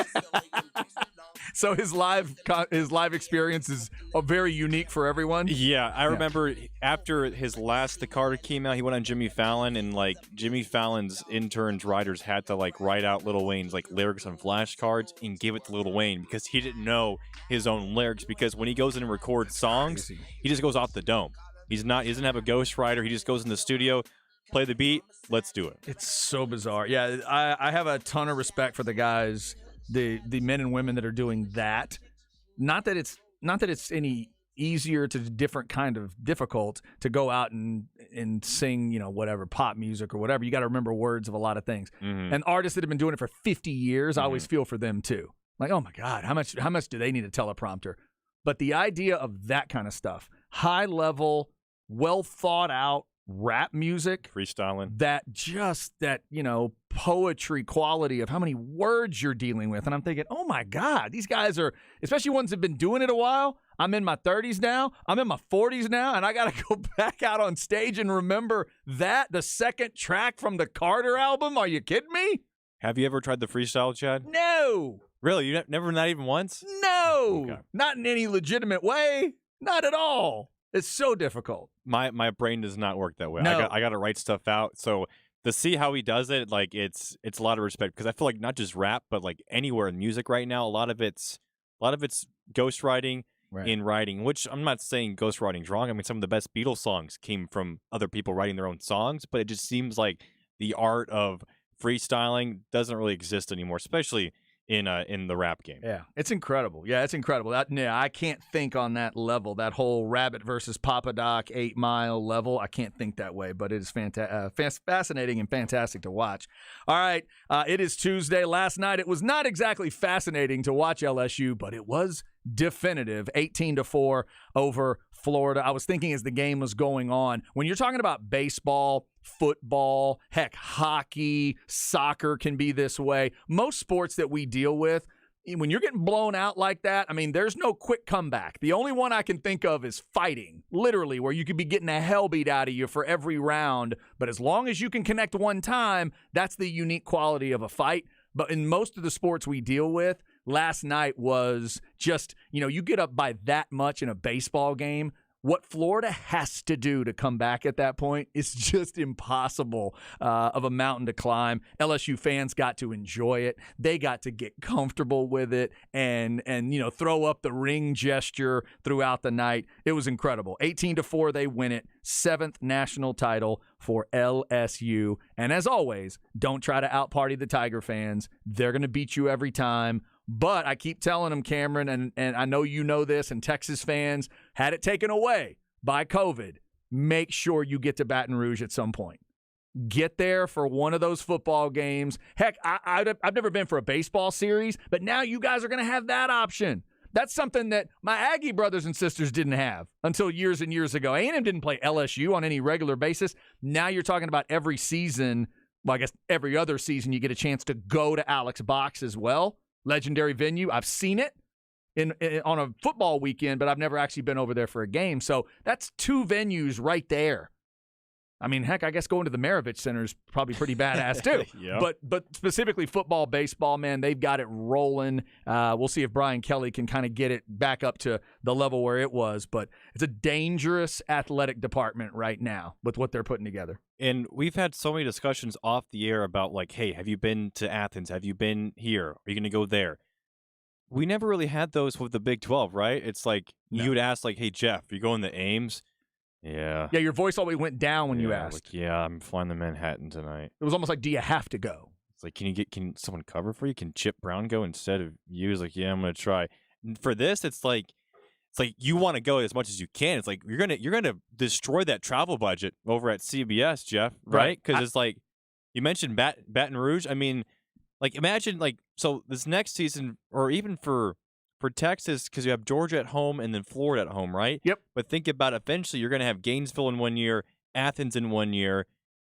Maybe it's College Station again, but maybe it's another 3rd, 4th team. Like Fayetteville was fun. Maybe you're going to go to Starkville or Ole Miss. Those are areas where, maybe Starkville isn't the most exciting place on the planet, but that the venue, the atmosphere, the town is a little bit more exciting than, no offense, Waco. Yeah, and again, I'll keep saying it, but if you just grade it all out, the worst SEC trip is probably Nashville.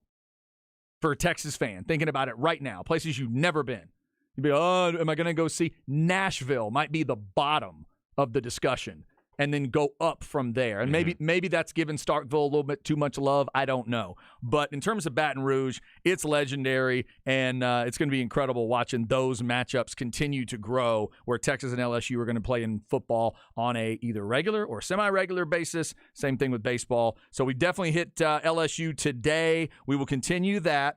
Also, we're going to get into a little basketball a little bit later in the show. 2:05, Keenan Womack, who's been on the show with us before from Orange Bloods. Let's get a review. We previewed the draft with him, but we haven't gotten his thoughts afterwards. So we'll get his thoughts on not only Wembanyama with the Spurs, but what the Rockets and Mavs did, how he thinks the draft played out, and then how he thinks free agency could play out with all the discussions of, from Chris Paul to the Philadelphia situation to all kind of Golden State. Where does it all, factor out what Atlanta might be getting ready to do, all those different things. We'll hit that with Keenan coming up. Right now, though, let's give some love to the champs and the rest of the teams that did pretty well at the 7-on-7. Let's get you a flex segment.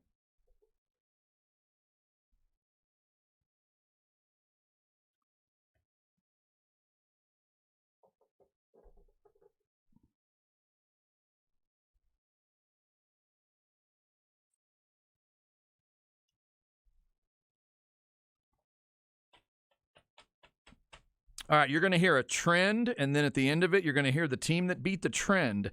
First off, we'll give a little shout-out to Vista Ridge did make the trip over to the 7-on-7. They're really the only area team that wasn't able to really get going in the 7-on-7. Westwood did lose early, but they got to the consolation semis, so the Warriors did put up a bit of a fight there. In terms of Weiss, the Wolves went over. They lost to A&M Consolidated, who knocked them out of things. San Marcos also advanced. So, again, every area team advanced into the knockout round. Think of it like soccer. There's a round-robin part, and then you go into a knockout round of a round of, I guess, 16 or 32. It goes into a true bracket at that point. So all the teams except Westwood and Vista Ridge advanced into the knockout round. So congrats to those 7 teams that I'm about to get into for doing that. Weiss would be the first one, and again, they lost to A&M Consolidated. As you'll hear, that's not an embarrassing thing at all. San Marcos beat Wiley. It's 27-20, Wiley East. Then they lost to A&M Consolidated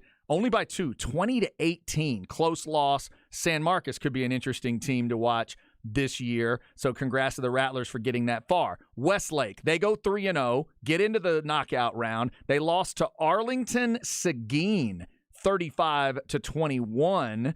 Interesting. Seguin then goes on to the semis, and they lost to, you guessed it, A&M Consolidated.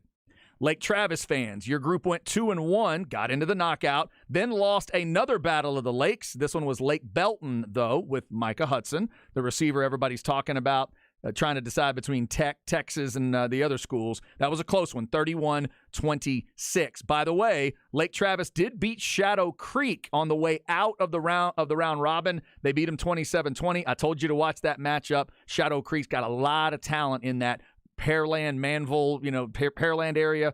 A lot of those kids were at Manville. Now they're going over to Shadow Creek. So that was a big win for Lake Travis. Dripping Springs fans, you got into the you got into the knockout round. You beat the Woodlands to do it.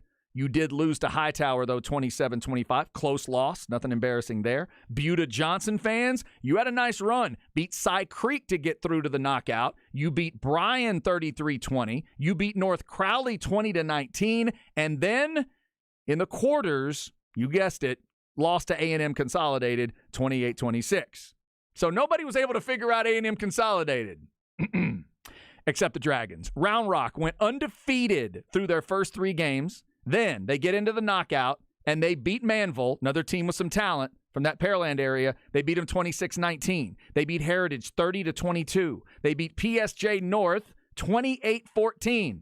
They beat Capel 32-27. Capel, by the way, is the team that knocked out the defending champs, DeSoto. If you've been wondering, well, what about DeSoto? What about that team? Jonte Cook's gone, I know, but they're still probably talented. They are, and they got beat in the semis, or I guess that'd be the quarters, by Capel. No, it was in the semifinals. So the finals was Round Rock and A&M Consolidated. And after all that A&M Consolidated had done, that I just told you, rolling through area teams and all the way to the final, Round Rock and that defense hold them to 13 points. 26-13 was the final as Round Rock beat A&M Consolidated. Also, shout out to the Dragons because they won a 7-on-7 game 7-6 in the early rounds. Cameron, that's hard to do. If anybody's ever been to 7-on-7, scoring happens a lot. You just kind of go up and down the field. It really is about trying to find a spare 2-point conversion here and there sometimes. Win 27-25, win 32-30. 7-6? That's crazy.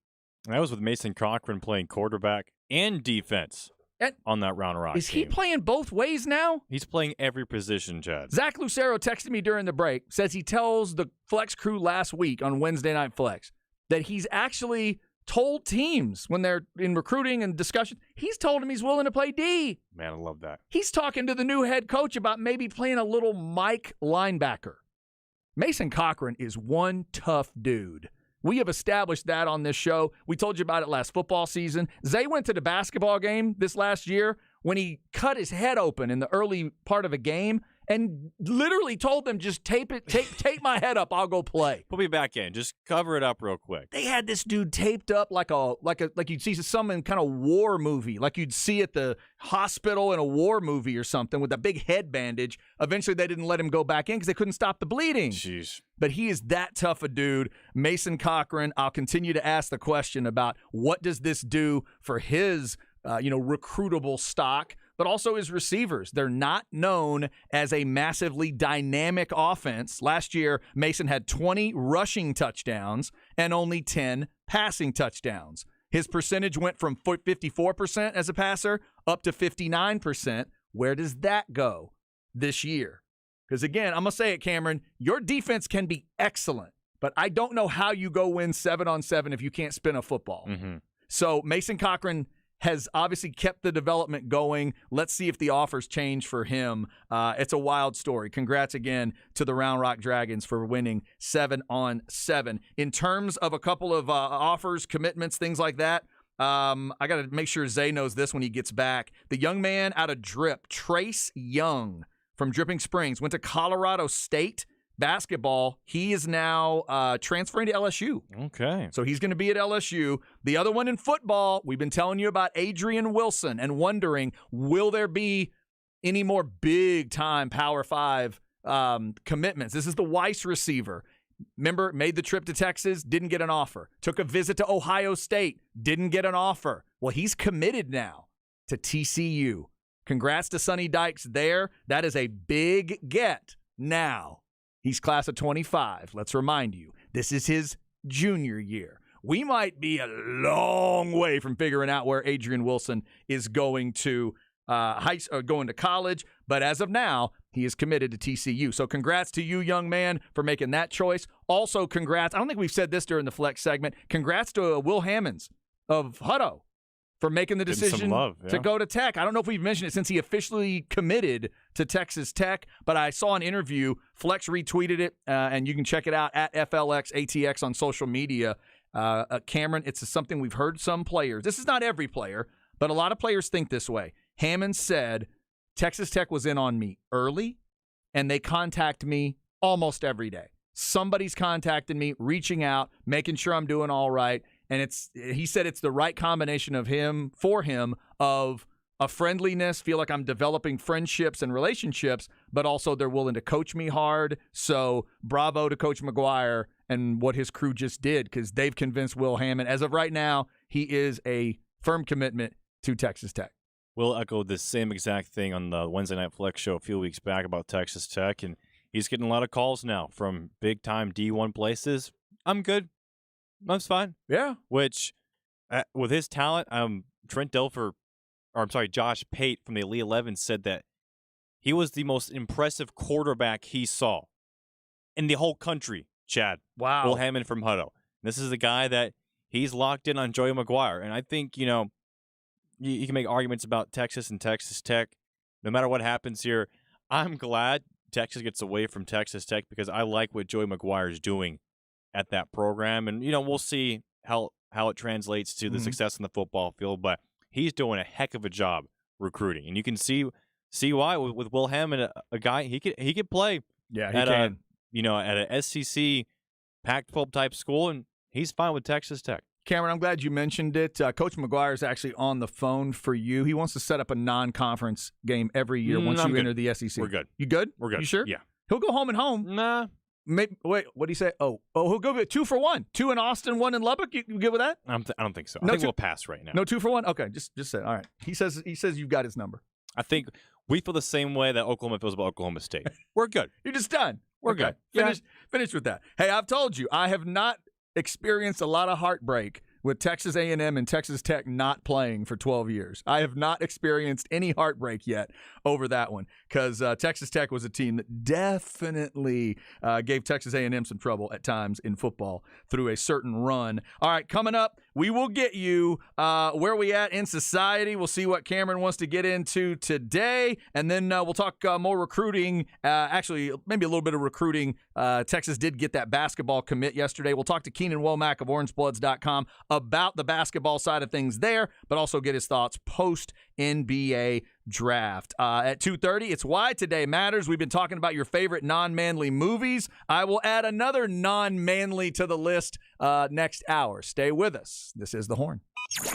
Summer in Texas, and everybody's talking about Coke Fest 2023. And this year's lineup is the hottest ever. 2 days of fun, dancing, and the best Friday and Saturday of live music you'll get for the price of a ticket. August 4th and 5th in Hutto. Friday, it's Sammy Kershaw. Grab your tickets before they're gone at CokeFest.com. CokeFest.com. Do you find yourself stuck in a timeshare? Get the real facts about the timeshare industry and your options for cancellation. Chuck McDowell, founder of Wesley Financial Group, has put together a free information guide that reveals the secrets the timeshare industry doesn't want you to know, including the 5 ways to get rid of your timeshare. Call now and get this timeshare cancellation guide absolutely free. Call 800-995-2929. 800-995-2929. 800-995-2929. If you're hiring, it can feel like trying to find a needle in a haystack. You can hope the right person comes along, or you can just use ZipRecruiter. Like Marco, president of operations at Telly Tires and Auto Centers. ZipRecruiter helps me find all the right people, even the most difficult jobs to fill. See why 4 out of 5 employers who post a job on ZipRecruiter get a quality candidate within the first day. Now try ZipRecruiter free at ZipRecruiter.com/free. ZipRecruiter.com/FREE.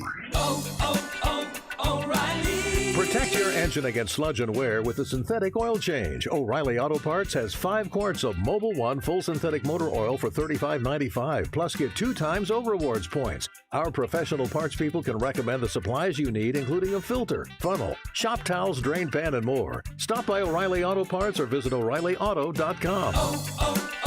O'Reilly Auto Parts.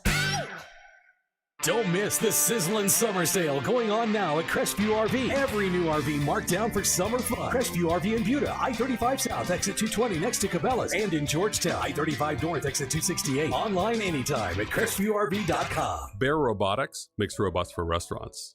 Automated servers to do the heavy lifting. But get this, our office, it wasn't automated. Paper invoices going in and out, getting lost. We don't do that anymore. Now we've got Bill. It automates our finances the way we automate restaurants. With Bill tracking our invoices and planning payments, we can focus on growing. The old way, not going back there. Automate your finances with Bill. Learn more at Bill.com.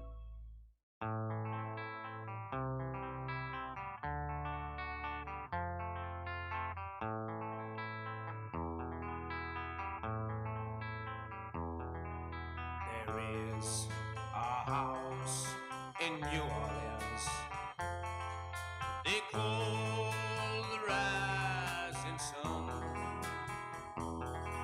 and it's been the ruin of many a poor boy. And God, I know I'm one. What a great song. Hope you're having a great Tuesday. Nice New Orleans reference right away in this one. Mr. Burton and the Animals with House of the Rising Sun? That's correct. Yeah. It's a classic, a great one. By the way, if you want a music snob out, go find this song in its original version, sung from a woman's perspective, sung from the perspective of the prostitute. If you really want to get nerdy, it's on Bob Dylan's first album that way, and it's others, but people are so sensitive back in the day, couldn't sing it that way, so you had to kind of change it up a little bit, tell it from the guy's perspective in New Orleans. But it's a great version. That's such a classic song. It never gets old. That version of that song sounds as fresh as I imagine it did day one. Like, I'm almost jealous in a way, Cameron, of people that are in that generation, in my dad's generation, your dad's generation, I'm assuming. But like the people that got to hear that thing day one, fresh, I can't imagine. It's a song that right when I hear that guitar start, I got to turn it up. Right. Oh, exactly. Yeah, that's another good way to say it. That's it. That's it. It's like when you hear even before in Sweet Home Alabama, when they tell you to turn it up, you still want to do it. Right? Yeah. When you hear that, turn it up. It's like, come on. Let's go. Even if you hate them, even if they are awful human beings, you still want to turn it up. You still want to turn it up. It does happen. The Animals, Lil Wayne, Survivor, and Lil Elt have all been on the show today. Little New Orleans, LSU, Tiger kind of vibe, because the Tigers won it all last night. 7th national title in college baseball. All right, we will get into some basketball discussion with Keenan Womack coming up at 2:05, 2:30, why today matters. I'm going to add another non-manly discussion in there. It's going to be non-manly drinks coming up at 2:30. We've been already talking about non-manly movies. We'll get back into all of that. Right now, though, where are we at in society? Let's see where Cameron wants to go.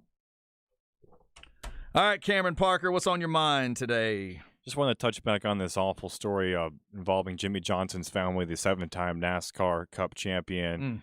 Lost his mother-in-law, his father-in-law, and I believe his nephew last night in a murder-suicide that took the lives of all 3 people shortly after 9 p.m. last night in Oklahoma. Motive is unknown still, Chad. Jimmy Johnson and his team did announce that they're going to withdraw from the NASCAR Cup Series event this week in Chicago. Oh, God. where after he retired, spent a year in the IndyCar circuit last year, he's back on the Cup Series circuit this season, but he'll not be racing, and understandably so. So thoughts and prayers are with his family after just a really, really awful situation that occurred last night. Yeah, I don't know. I wouldn't even know where to begin of what to do. When Jeff Howe was leaving here today, he and I are both pro wrestling fans, and Chris Benoit's name popped in my head because when I think about something that horrific, something that terrible, and it sounds like it may have been similar just in terms of the way that story may have formed. That's how it's being investigated right now as a murder-suicide, and there was a 911 call involved. They're looking into all of that. In terms of that, but we don't know. I guess maybe we don't find out all the details right away of if it, if this was the man, if it was the woman involved, of how this all happened and who ultimately did this. But just a terrible story, and obviously something that Jimmy Johnson's wife is the first person you think of. They have 2 daughters. I read that today as well. Mm-hmm. I mean, the thought of, obviously you could understand how that they would be extremely close to this young boy, an 11-year-old that dies in that situation. Just absolutely terrible. Getting caught up in whatever that was. Just a horrible story that the NASCAR family is going to be talking about and dealing with over the next couple days and weeks. It's terrible stuff. I believe the mother-in-law is the one they're kind of circling on. Believe that she may have been the one responsible for it. Is from what the story sounds like. So but awful either way. Yeah, that's terrible stuff. All right, Cam, you got anything else here today? On a lighter note, did you follow the ugliest dog contest last night? No, I did not know there was an ugliest dog contest. So congratulations to Scooter, and I'll show a picture here. You see Scooter here, 7-year-old dog. I believe the breed is, I want to make sure I get it right, a Chinese crested dog. The Chinese crested, I am familiar with. And Chinese for those crested. watching on Twitch here, I'll put it up to the camera so you guys can kind of see reversed hind legs, bald on top, just like me. And look, what's his name? Scooter. Scooter. Look at Scooter. See, are they saying he's ugly because the tongue's hanging out? Is that what they're saying? Because he looks drunk and hungover? Is that the problem? So he has the wayward tongue drooping from his mouth. Yeah, he looks like he's ready to party. I mean, that's what Scooter looks like to me. Scooter looks like the dog is like, hey, you throw it in a bowl, I'll eat it. Let's go. So this was, I don't know if it aired on NBC, but Gaddy Schwartz, one of the competition's judges, and who hosted the event on NBC, I guess, went on Today's show this morning. Her quote, Chad, from the second he sits his hairless little booty and backward legs on your lap, you feel warm, huggable power to change the meaning of the word ugly. To change the meaning. All right, now I got to go to the next level question. They say sometimes owners and dogs end up looking alike. So if I'm that woman who's showing him off, what am I supposed to feel like? You just said my dog is the ugliest dog on the planet. What does that make me? I'm getting little Yoko Ono vibes from her outfit in this picture. This is, I don't know. I would take that as a bit of a shot at me as well. He once faced death for his deformities, apparently, because of his 2 deformed hind legs that hindered his ability to walk. So, oh damn, I didn't realize that. Okay, now I just feel awful for even bringing this up. Well, yeah, way to go, Cameron. Now we're highlighting this. Well, you know what? The contest is world ugliest dog. Shouldn't they be under fire? You know what? The dog has overcome. That's what we learned from Scooter. Scooter does not have certain abilities. Scooter's not doing the agility stuff. Scooter's not winning AKC events. But Scooter's got this going on. Scooter's like, you know what? I'm going to be so ugly that I'm going to be hot. That's how it's going to work. In the world of ugly, I'm the hottest ugly. I'm the Jessica Alba of ugly dogs. Y'all better get out of the way. And Scooter just takes it. Where did they do this? Oh, California, of course. Yeah. Okay. Shocker. I can't wait for the ESPN's E60 on Scooter and his story. I want to find out. Now, when the drugs really take over, when it goes bad for Scooter, what happens then? We're going to find him like in a ditch somewhere with a Pomeranian, just ragged out. That is so great. The ugly dogs. Congrats to Scooter on winning the world's ugliest dog. Absolutely. I will admit the Chinese Crested is not one of my favorite dog breeds. It is not an attractive breed to start with. So I think if you're going after the world's ugliest dog every year, I think you can start with certain breeds. That's one of them. Any breed where part of the dog is hairless and part of the dog is not, that's a good place to start for ugliest dog. Especially with cats, the hairless cats. Just those are terrifying. Like, are you auditioning to become the evil villain in some James Bond film? What's going on here? Like the hypoallergenic part, right? Yeah. If I'm allergic to it, that's a good thing. But yes, I've heard that can get really creepy. If one of those cats staring at me all day, I would creep me out. Would you have any pets that you would enter into a ugliest competition? I'm trying to think. Over the years, we've never really had an ugly dog. We're dog people. We've never had a cat. I've never been around ugly cats either. Everybody's been pretty solid. I can't think of an ugly one. Yeah. No, most of them have been pretty nice. Yeah. How about you? No. No ugly. Yeah. No. Yeah, Not yet. Never been into that. Like my wife says, if we ever got any kind of bulldog, she doesn't like bulldogs because she thinks they're ugly.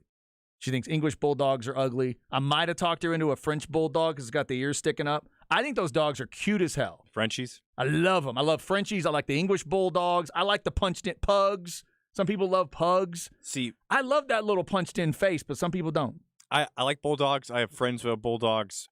Pugs, maybe it's because it was like with Men in Black and like all the ugly aliens in that movie and seeing the pugs, just like, no, can't do pugs. Can't do the small version. I'm not a big small dog guy. Okay. I'm not a big small dog guy. Fair enough. All right. Oh, here's a good one for the earlier discussion. Favorite non-manly movie? Clueless. That's a good one. Alicia Silverstone. You ever seen Clueless? I have not. Yeah, it's solid. I saw someone throw in Jerry Maguire and Princess Bride. Are those considered unmanly movies? Because Princess Bride's a classic. Shout out Inconceivable. I think that can be considered. Yeah, that's not designed for men. That is not a designed manly kind of movie. Because I know some guys. Really? I know guys that hate that movie. Princess Bride? Yes. I know people that can't stand it. They repel from it. They talk bad about it. I don't get it. That's inconceivable. I'm a Princess Bride guy. But then Jerry Maguire, if you watch through Jerry Maguire, you could tell yourself that's a sports movie. Not really. I wouldn't say it's a sports movie. That's a rom-com kind of dressed up as a sports movie. But if you really think about that movie, it's not manly. Specifically. So I'll let Jerry Maguire go. Just like earlier, a few good men. Sorry, a few good men. That's unmanly? All right, Chad. No, that's a manly movie. No, A League of Their Own. That one is not manly to me. That's a non-manly. So you can add it to the list. I've just added No Hard Feelings with Jennifer Lawrence to my non-manly movie list. So if you want to add one to yours, let us know what is on there. Also coming up at 2:30, I will add your favorite non-manly drinks. I'm legendary in my friend groups for being that guy who always drinks girly, who always drinks the non-manly drinks. We've got one of my favorite ingredients that gets its own day today, so we'll dig into that at 2:30. Up next, it's Keenan Womack of OrangeBloods.com, post-NBA draft stuff, plus what the Longhorn basketball team did this week and how it could affect next season. Don't move. It's The Horn. Craig Way, Jeff Howe. Light the tower on the Horn. I'd rather have neither one's good. Are you really going to talk about whether you choose between one or the other there? Yeah, I would rather have diarrhea than be constipated. Wouldn't you guys? You don't want to walk around feeling like you got a bowling ball just down in your gullet. That's how Elvis died, Craig. Constipation took out the king. It could get any of us. Yeah. The legend of Elvis, and it ended on the throne. Weekdays 10 to noon on the Horn. Hey, it's Eric. You've heard me talking about Divided Sky Roofing and Solar. They're also a full-service solar company. We're about to get into our, it's Texas, our hottest season, and we all know that's when higher power bills start arriving. Be prepared and save money this summer with a new Timberline solar shingle roof. Or maybe you already have a solar system, but no backup batteries. Then you're wasting your money. With a backup battery, you're able to use all of the power that you make instead of giving it back to the power company. DividedSkyAustin.com or call them at 512-995-ROOF. Texas license DECL 37397. Treat yourself to a weekend of golf at Horseshoe Bay Resort's 3 new renovated golf courses. Play the famed Slick, Apple, and Ramrock golf courses, all designed by legendary Robert Trent Jones Sr. Horseshoe Bay Resort is the ultimate golf and recreational getaway. Enjoy scenic hill country terrain, panoramic vistas of Lake LBJ, and the finest golf in North America right in our backyard at Horseshoe Bay Resort. Play all 3 on the Robert Trent Jones Unlimited Golf Package. On sale now at hsbresort.com. That's hsbresort.com. Chronic joint pain has a snowball effect. It's not just the pain. What that did is just make me depressed that I couldn't get back into the gym, and I was inactive, gaining weight. I had to find another alternative. And for Chad, that alternative was QC Kinetics and the non-surgical natural biologic treatments that can give lasting relief to aching hips, shoulders, knees, and backs. Once they explained it, it made sense. Putting what we have inside our body back into us in a certain strategic way to heal up in a natural process was fantastic. QC Kinetics treatments take place right in the office. No downtime, no surgery. And as for the outcome, I'm just back to bouncing around, having fun, doing my work, living pain-free. Don't let chronic joint pain rob you of your quality of life. Discover advanced regenerative medicine at QC Kinetics. Call now to learn more. It's a free consultation. Call QC Kinetics, 512-593-4303. That's 512-593-4303. 512-593-4303. Hey, what's up, folks? This is your lifetime Longhorn Rod Babers. By now, everyone knows that my favorite new tequila is Hot Cat Tequila. Hot Cat Tequila is my go-to tequila. The cat stands for cinnamon, agave, and tequila, and the recipe just as simple, just as delicious, and just as brilliant. Cinnamon, agave, nectar, and tequila. That's why it's so light and so smooth. Hot Cat Tequila is a tequila lover's dream, and if you're not a fan of tequila, Hot Cat Tequila will make you a fan of tequila. Hot Cat Tequila will turn any event into a party, and every party feels like a celebration. Toast and turn up with Hot Cat Tequila. Having trouble finding a dealer with used vehicles? Not at Round Rock Honda, Round Rock Toyota, Round Rock Hyundai, and Round Rock Genesis. Our used vehicle selection is second to none. Your current vehicle could be worth much more than you think. We're giving top dollar for your used vehicle. Stop searching and get a great used car deal. Round Rock Auto Group, with fine dealerships like Round Rock Toyota, Exit 254, I-35, and RoundRockToyota.com. Ironworkers Local 482, building Central Texas since 1935. You see their skilled craftsmanship every day with Austin iconic landmarks like UT Memorial Stadium and the Pennybacker Bridge. Ironworkers Local 482 Union is hiring 3,000 people right now for a huge new project. Enjoy full benefits, a pension, and a rewarding career. Becoming a member of Ironworkers Local 482, you accept a challenge to give your best each day while shaping Austin's economic development. Apply today at ironworkers482.org. That's ironworkers482.org. From the UBO Business Services Studios, you're listening to KTXX-FM and HD1 BK, KTAE-AM Elgin, K270CO Round Rock. Guests on the Horn appear courtesy of the Vaqueros Cafe and Cantina Hotline. Vaqueros now delivers and offers curbside pickup. For info on placing your lunch or dinner order, visit vaqueroscafe.com.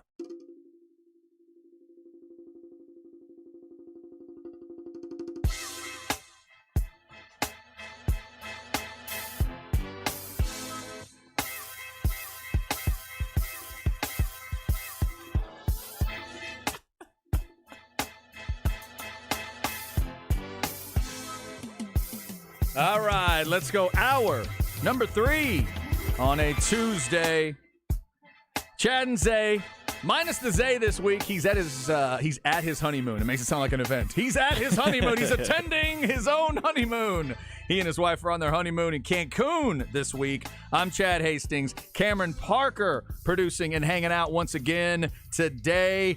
Cameron, this sounds very Jay-Z-ish to me. Yeah, it's not related to the theme of today's day. Just an intro for hour 3 I like to play whenever I'm filling in per se. Yes, Zay does love a good beat to start the third hour. Why do I recognize this song? I know some Jay-Z, maybe not every bit of it. Which song is this? This is the Rulers Back Off the Blueprint. So, has Zay had you listen to the Blueprint yet?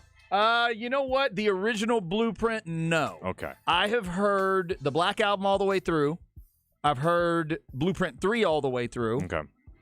And I don't believe I've done Blueprint 1 or 2, and I have not listened. I've always wanted to listen to that Kanye, Jay-Z, what's it called? Watch the Throne. Thank you. I knew it was something about a king, and I never get it right. The Watch the Throne album, I've never listened to that one all the way through either. Yeah, Blueprint, a lot of songs here that I think Rod and Ball Don't Lie uses a couple of his samples.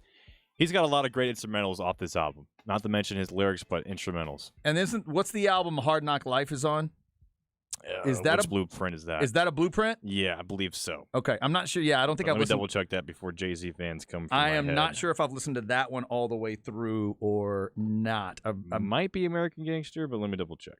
Yeah, that's one of the. I think that's one of the early one in the early run of his that I have not listened to the entire album. A Jay-Z beat to get us started this hour. Never. Actually, it's just the album's literally called Hard Knock Life.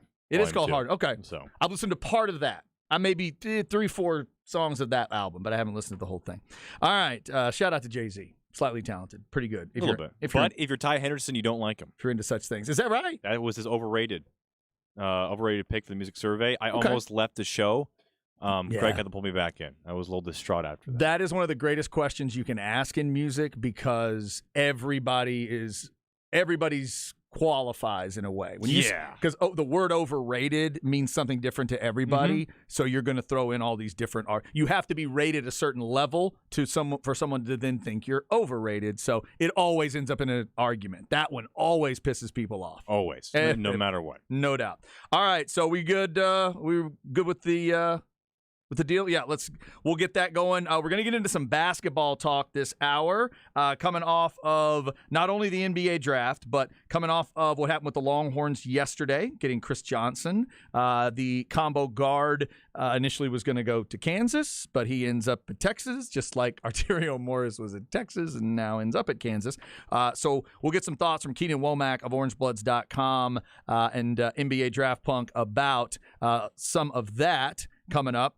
Also, we will get into a little Why Today Matters, having some fun with different things today. Non-manly stuff, non-manly movies. We'll get into non-manly drinks coming up. The other thing we talked about earlier was the SEC, of course, and the cool trips that Texas fans are in for.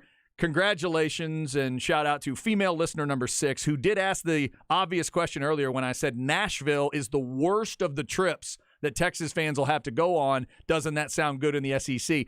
She did ask, wait a second, Chad, Nashville is lower than Columbia, Missouri?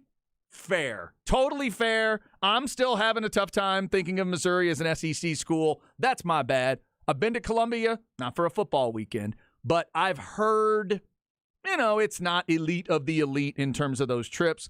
So fair. Let's put Nashville above that. We'll put Columbia maybe at the bottom of that discussion right now. So well played there. All right, let's get to the Vaqueros Cafe and Cantina hotline and once again talk to Keenan Womack of OrangeBloods.com, also NBA Draft Punk. This is just fun to say. At Keenan Womack on Twitter as well. Talk some draft and other things. Keenan, how are you? Man, I'm fantastic. Always love coming on y'all's show. Very appreciative of the opportunity every time, my man. So thank you. Yeah, I appreciate you giving the time. And I just need to know, first off, how long did it take you to get over Grady Dick's jacket? Because I feel like my eyes, it took me a good 2 days to reset my vision. You feel like you're back to normal vision at this point? I mean, with Grady Dick, it's one of those things where his jacket is like his future. It's just so bright, nobody can see around him. I called him Sequin Spider-Man on Twitter, I think, something like that. But that's not bad. Yeah, no, he made a splash. There's no doubt about that. Oh, my God. He definitely did. Before we dig into some NBA draft stuff, let me get your thoughts on Texas and this Chris Johnson move where obviously Longhorn fans were not happy about the 23 class in multiple ways. And then you've got the whole Arterio Morris thing where he ends up at Kansas. Now it's a guy that was going to be at Kansas ending up with Texas. For a Longhorn fan that maybe doesn't realize who this is, 6'4" combo guard is how I'm seeing him listed here. Who is Chris Johnson for you? Yeah, so Chris Johnson, he's from Missouri City, which is outside of Houston, for those who don't know, but he transferred to Montverde Academy for his senior year. And Montverde is one of those IMG Oak Hill type of like sports magnets, basically. I think they're boarding schools too. Like Dylan Mitchell, the sophomore small forward, power forward from Texas, he played for Montverde as well. What you're getting with Chris Johnson is a walking bucket type. He's not as good of an athlete as Arterio Morris is probably, and he's not as good of a defender. But offensively, he has great shot-making ability. He's strong for his size at 6'4", 6'5". He can finish through contact. He's got a decent handle. He's a good secondary passer, and he's really a position of need for the Longhorns, who really were in desperate need of off-ball perimeter players, and that's what Chris Johnson does as a two-guard. Keenan, is this a type of move for Ronnie Terry, and correct me if I'm wrong, that he's thinking about 2024 roster in the backcourt versus 2023 with this signing of Chris Johnson? So, I've actually been asked – I was asked that on orangebloods.com today, actually, and my thought is actually that Chris Johnson is going to get more playing time than you might expect, right? So he's not a five-star, but he is a top 40 player, according to Rivals, who's the 7th-ranked shooting guard in the country this year. And, again, it's a position where Texas doesn't really have a lot of off-ball guards right now. They have – Hunter and Asmus were both going to start, and they're both very much ball-dominant guards. They really needed a guy who could play the two-guard. He can play a little bit of wing, too. I mean, he's a little undersized for the wing spot, but just generally having guys that can create off-ball, that can score off-ball, and that are good athletes, I think it's a really important pickup. And absolutely, he's definitely thinking about 24. With the new era of college basketball, with all these professional opportunities that have come up, you have Holland commit to Texas, flip to G League Ignite. You have AJ Johnson, 5-star, commit to Texas, flip to the NBL. It happens a lot now with these new avenues for these kids to get paid early. So I think getting 4 stars is really important because Chris Johnson isn't going to be a guy that goes pro after 1 year. He'll probably stick around a couple of years. And we saw last year how important having experience is for a college basketball team in the tournament. I mean, think about how mature last year's team was. Rice and Carr and Allen. I mean, all these dudes were 4th, 5th-year seniors. And I just think it's really good to have guys who have tournament experience like Asmus does on your roster. Talking with Keenan Womack, orangebloods.com, NBA Draft Punk. Real quick, Keenan, tell them again how to get a hold of NBA Draft Punk. Where do they go specifically? Yeah, man. So it's draftpunkofficial.substack.com, and I cover NBA Draft. I do scouting. Draft Punk Pod actually starts tonight. I'm dropping it tomorrow morning. We're going to be talking about the Dallas Mavericks. I'll be joined by my friend Rich from Mavs Draft on Twitter. He's a credentialed scout, super knowledgeable guy, great guy. And then another guy, Mavericks guy named Sean Bush. But, yeah, really excited about the upcoming Summer League, which I'll be going to. And I think all 3 Texas teams did an excellent job in this draft. Yeah, I was going to say we'll work our way back to Victor. Let me start with Houston here. Talk to me about Amen Thompson and what you think. You were just talking about overtime elite and different paths that the guys have now. The Thompson twins go overtime elite and then go back-to-back 4 and 5. That's so cool for that family. I can't even imagine how cool that was that night for them. Talk about Amen Thompson and how you think he fits with Houston. How good of a pro do you think he's going to be? Man, I have been a huge Amen Thompson guy for a long time. I think he's an excellent pick at 4. I actually have him above Brandon Miller on my big board. I think he has more upside than Brandon Miller does because if you look at Amen Thompson, he is a 6'7" generational athlete, right? I said this on the radio last week, but he's not, I'm not saying he's a generational player, yet. He could be, but athlete-wise, he's a top 5 athlete in the NBA the day he steps on the floor. He's that kind of athlete. He's also 6'7" with point guard skills. So somebody asked me, I went on a Ty Henderson's pod, actually, shout out Ty, and we talked about this, and basically the conclusion I came to was Amen Thompson is like a 6'7" John Morant. That's kind of how he plays. He needs to tighten his handle a little bit, and the jump shot is so nasty. It's so bad. It needs a complete redevelopment. But the athleticism is crazy. The guard skills are there. I think it was an excellent pick at 4 for Houston, and I think they got an absolute steal with Cam Whitmore at 20 as well. I think Houston crushed this draft. If I was a Houston fan, I get being disappointed. You don't land the number 1 pick. You don't get Wembanyama, but man, you really supplemented your team extremely well, adding 2 elite athletes in the first round. Keenan, you mentioned Cam Whitmore, and that was a guy who Houston, we thought, may have liked at that 5 spot. They get him at number 20. Definitely still the draft, but we've heard about his issues with the coaching staff. Didn't get a great review from his head coach at Villanova. Did not do well in his pre-draft interviews. Has had some weird injury issues that no one seems to really know about him, but he's a guy that they got at 20, which is definitely a steal. But looking at their roster, I mean, it feels like the Rockets' offense last season was like, okay, I have the ball crossing half court, I get to shoot. And now you add in Thompson and Cam Whitmore. You have Jalen Green, Kevin Porter Jr., Jason Tate. I mean, they got a loaded roster. They're bringing in Ime Udoka, who can finally maybe bring some defense to this team. But what do you see as the next move for the Houston Rockets? I feel like there may be a move they need to make involving trading away Jalen Green, but what do you see? I respectfully, strongly disagree that they should trade Jalen Green. I think they need to keep Jalen Green around. I get the criticisms of Jalen Green, right? He throws the ball up. He's kind of a ball hog, but he's on a team that I like Steven Silas, but that team had no structure offensively last year, none, and defensively, there's just no structure at all. Ime Udoka, regardless of what he is or isn't guilty of off the court, he's a fantastic coach, and there's no doubt about that. That guy is going to restore order to that franchise on the court. I do think they are going to maybe deal a couple of guys, but man, I think that young core is super exciting. I mean, if they can develop a man to the point where he can start at point guard, probably won't be this year. He'll probably play, some this year. I don't think he's like the type of guy that's going to be up for Rookie of the Year, really. I think he has the upside to be one of the best players in this class. I just think it's going to take he and his brother maybe a couple of years to develop. They need some work on their shots. They need to learn how to play off ball a little bit better.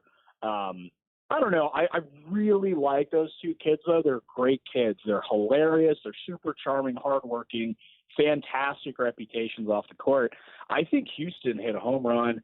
I'd be very excited about Amen Thompson, regardless if you have to make some moves around them. I think Houston's building a very fun young core. All right, Keenan, let's get to our Mavericks here. End up with Derek Lively making that little move there at the 10-12 area. So tell me, as a Mavs fan, am I going to like Derek Lively? Are the Mavs going to be able to defend the paint a little better? Yeah, so the Mavericks draft was interesting because I really didn't like the Lively pick initially. What I did like was that they were able to flip that pick with Oklahoma City and shed that awful Davis Bertans contract that was completely, destroying their ability to look at. And it gave them a mid-level exception, too, which they can use on, probably not Dylan Brooks, but he's probably going to cost more. But, it just gave them so much more flexibility to sign role players, which is really what they need. They have their stars. They have Luka and Kyrie. I'm 99% sure Kyrie re-signs. I'd be shocked if he didn't. I don't even know I don't know how it would happen that he wouldn't. So I'm assuming he's going to be on the team.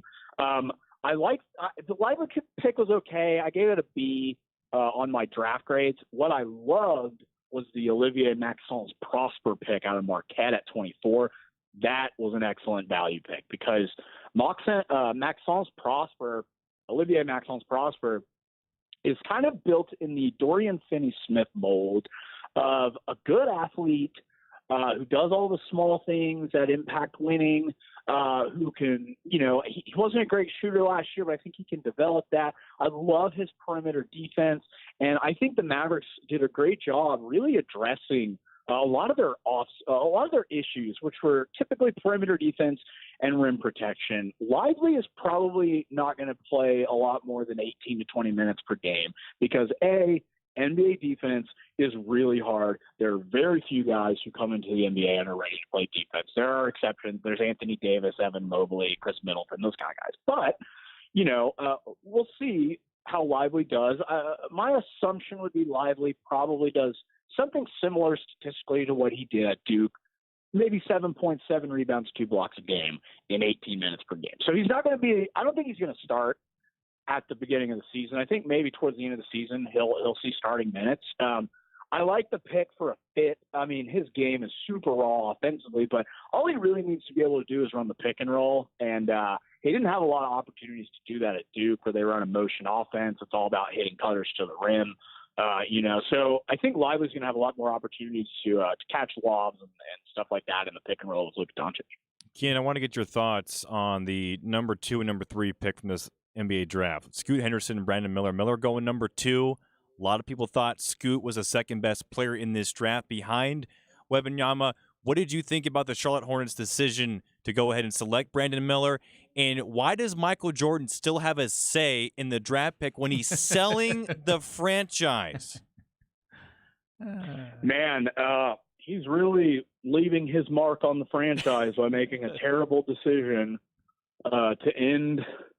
Yeah, I can't believe they picked Miller over Scoot. I knew it was going to happen, but I was mad because Scoot has a much higher ceiling than Brandon Miller does to me. And the argument from Charlotte was like, well, we don't want to have 2 ball-dominant guards. It's like, hey, do you remember the teams when Harden and Chris Paul were on the same team? Those teams were pretty good. That worked out pretty well. It's okay to have more than one creator on the floor at a time. You know what I mean? So I think Brandon Miller could be a decent player. I don't see the upside that Scoot Henderson has, especially after the Henderson measurements at the combine. People were like, oh, he's an undersized guard. He might bust. He's 6'4" with a 6'9" wingspan. That's not undersized for a point guard, man. That's totally fine. He's super strong.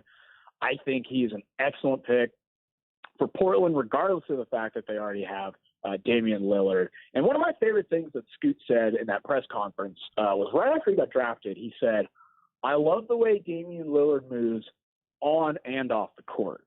So he's going to be like a great role model type of guy. I really like Scoot Henderson as a guy. I think Lillard's going to be very helpful.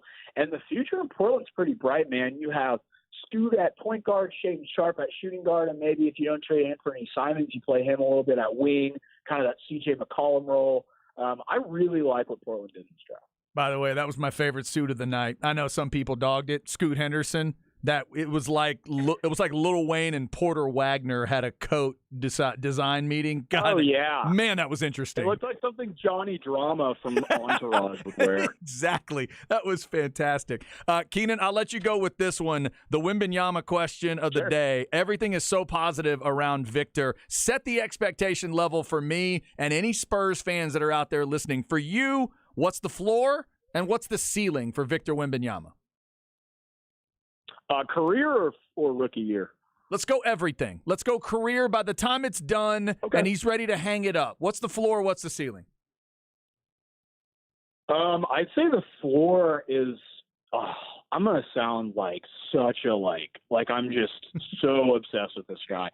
I legitimately think the floor might be Anthony Davis, which is crazy to think. Okay. Right? Anthony Davis is an incredible player, and nobody's going to be disappointed with an Anthony Davis career. I mean, at this guy's peak, I don't even know. We've never seen anything like him. He's a 7'5" Jason Tatum. Like, I don't even know what to say.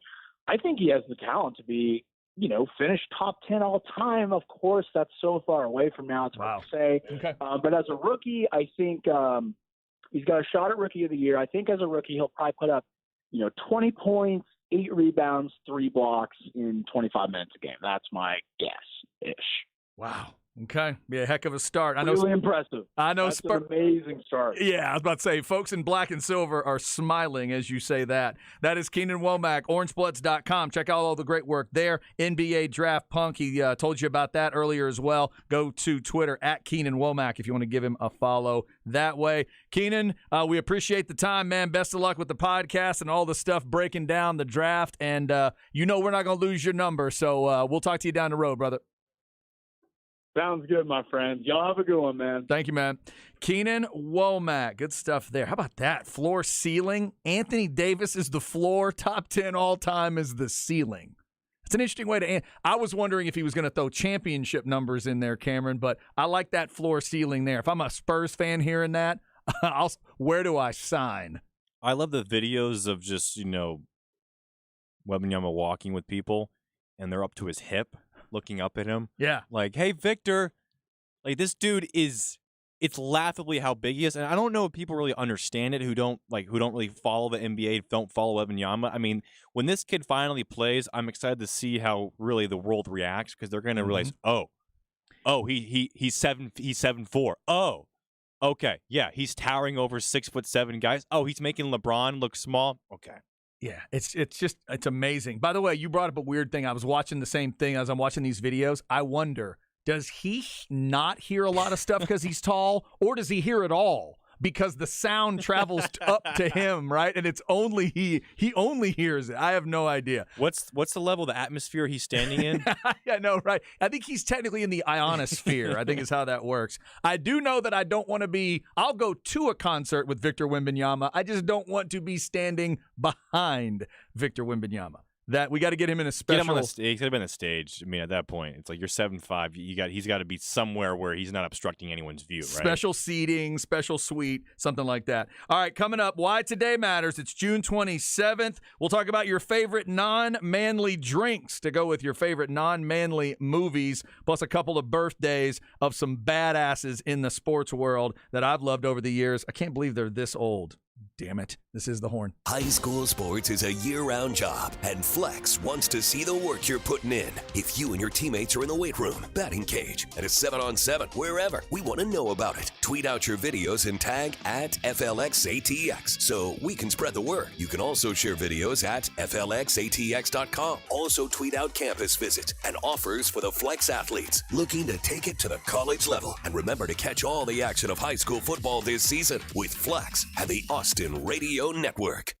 This is Chad. Let's talk sinus and snoring specialist. How you breathing? How you sleeping? Those are two important questions. And Dr. Slaughter and sinus and snoring specialist, they definitely want to know those answers. Go see him. You will meet Dr. Slaughter in the first consultation, and he will ask about how you are sleeping and how you're feeling. For me, he was able to tell right away that I was breathing through my mouth too much. We joke about him calling me a mouth breather, but it was literal because he realized, wait a minute, the nasal passage is blocked up. He showed me with an instrument he helped develop that I was 85% blocked in my nasal passages, and we went from there. I took the sleep test home, and they found information from that. You sleep in your own bed, whatever position you normally sleep in, they use that data to figure some things out and then figure out what to do. They can get rid of your allergies for good. They can help you with sinus issues. They've got surgical and non-surgical options that other places just don't have. So I had moderate obstructed sleep apnea when they checked me out, and now I am sleeping like a baby. Call and set up an appointment today, 512-601-0303, or go to sinussnoringent.com. It's sinus and snoring specialist. Feel clear, rested, and healthy. Hey folks, it's Bucky here. My back had me searching for the right support for years until I discovered Relax the Back, and my back could not be happier. Get something nice at Relax the Back. Up to $500 off select zero-gravity recliners, and up to $1,000 off select massage chairs, and 20% off select office chairs. Live pain-free with Relax the Back. In Bee Cave at the Hill Country Galleria across from Whole Foods, and in Austin at the Gateway Shopping Center across from the Container Store. Live like the Buck, pain-free at Relax the Back. Ironworkers Local 482, building Central Texas since 1935. You see their skilled craftsmanship every day with Austin iconic landmarks like UT Memorial Stadium and the Pennybacker Bridge. Ironworkers Local 482 Union is hiring 3,000 people right now for a huge new project. Enjoy full benefits, a pension, and a rewarding career. Becoming a member of Ironworkers Local 482, you accept the challenge to give your best each day while shaping Austin's economic development. Apply today at ironworkers482.org. That's ironworkers482.org. Be the envy of all your friends this year by calling AV Consultations. Everything you need for the entertainment system of your dreams. And you don't have to shop for a TV and then the surround sound and then all the mounts and equipment needed to make it all work. Tom and his guys will bring everything you need and they'll set it up. Audiovisual Consultations is one of the largest dealers of most televisions and audio brands. They have all the hottest items in stock. Not only is Tom stocked with the hardest to find smart TVs and Sonos audio equipment, he's not raising prices like a lot of others have. Audiovisual Consultations, 512-255-8678. Call them today. This summer, Golden Chick has added 3 new dipping sauces to their lineup. Now you can choose from buffalo, sweet and sour sauce, and sweet red chili. The next time you order a Golden Tender combo. Buffalo, tangy and delicious and just a little spicy. Sweet red chili for when you want a little kick with a little sweet. Sweet and sour. If you're a fan, you're gonna love this one. Golden Chick's Golden Tenders are juicy and delicious. Made with 100% tenderloin and marinated for 24 hours. Only at Golden Chick.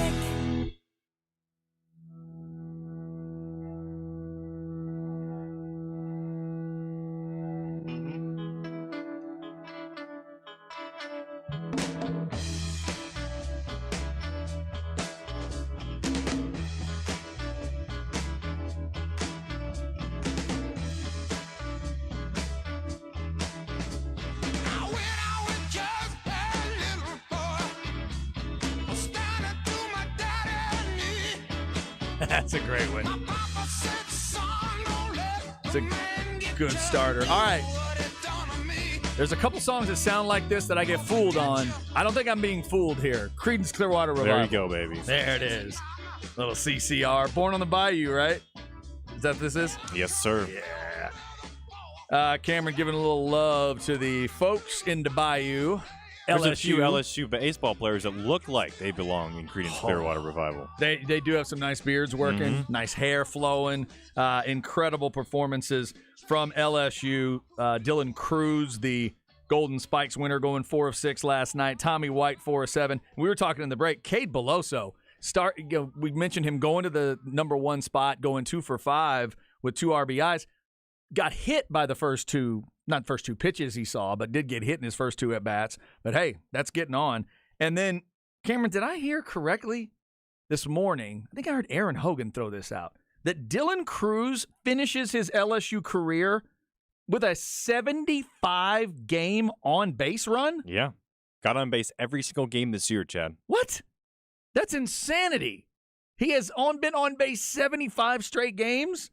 Because there's that old thing. My dad used to do this. We'd ask me weird baseball questions, right? What's the thing? There's 5 ways you can get on in baseball, right? Yeah. Hit, walk, hit by pitch, fielder's choice, error. Did I get all that? Well, catcher's interference. Is that technically right? Maybe it's 7 of them.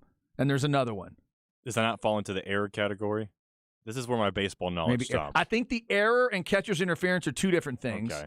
Oh, and the drop third strike. Yeah. You can get to base that way. I think that's 7 of them. I think there's 7 ways you can safely arrive at a base. The idea that he's done that 75 straight times is mind-boggling. We talked about the hit streak this year with Dylan Campbell of Texas, which ended at 38. Is that where he ended up? I believe so. Something like that. Those are amazing to me. Anything like that in baseball, on-base streaks, hitting streaks, I think that's just remarkable stuff.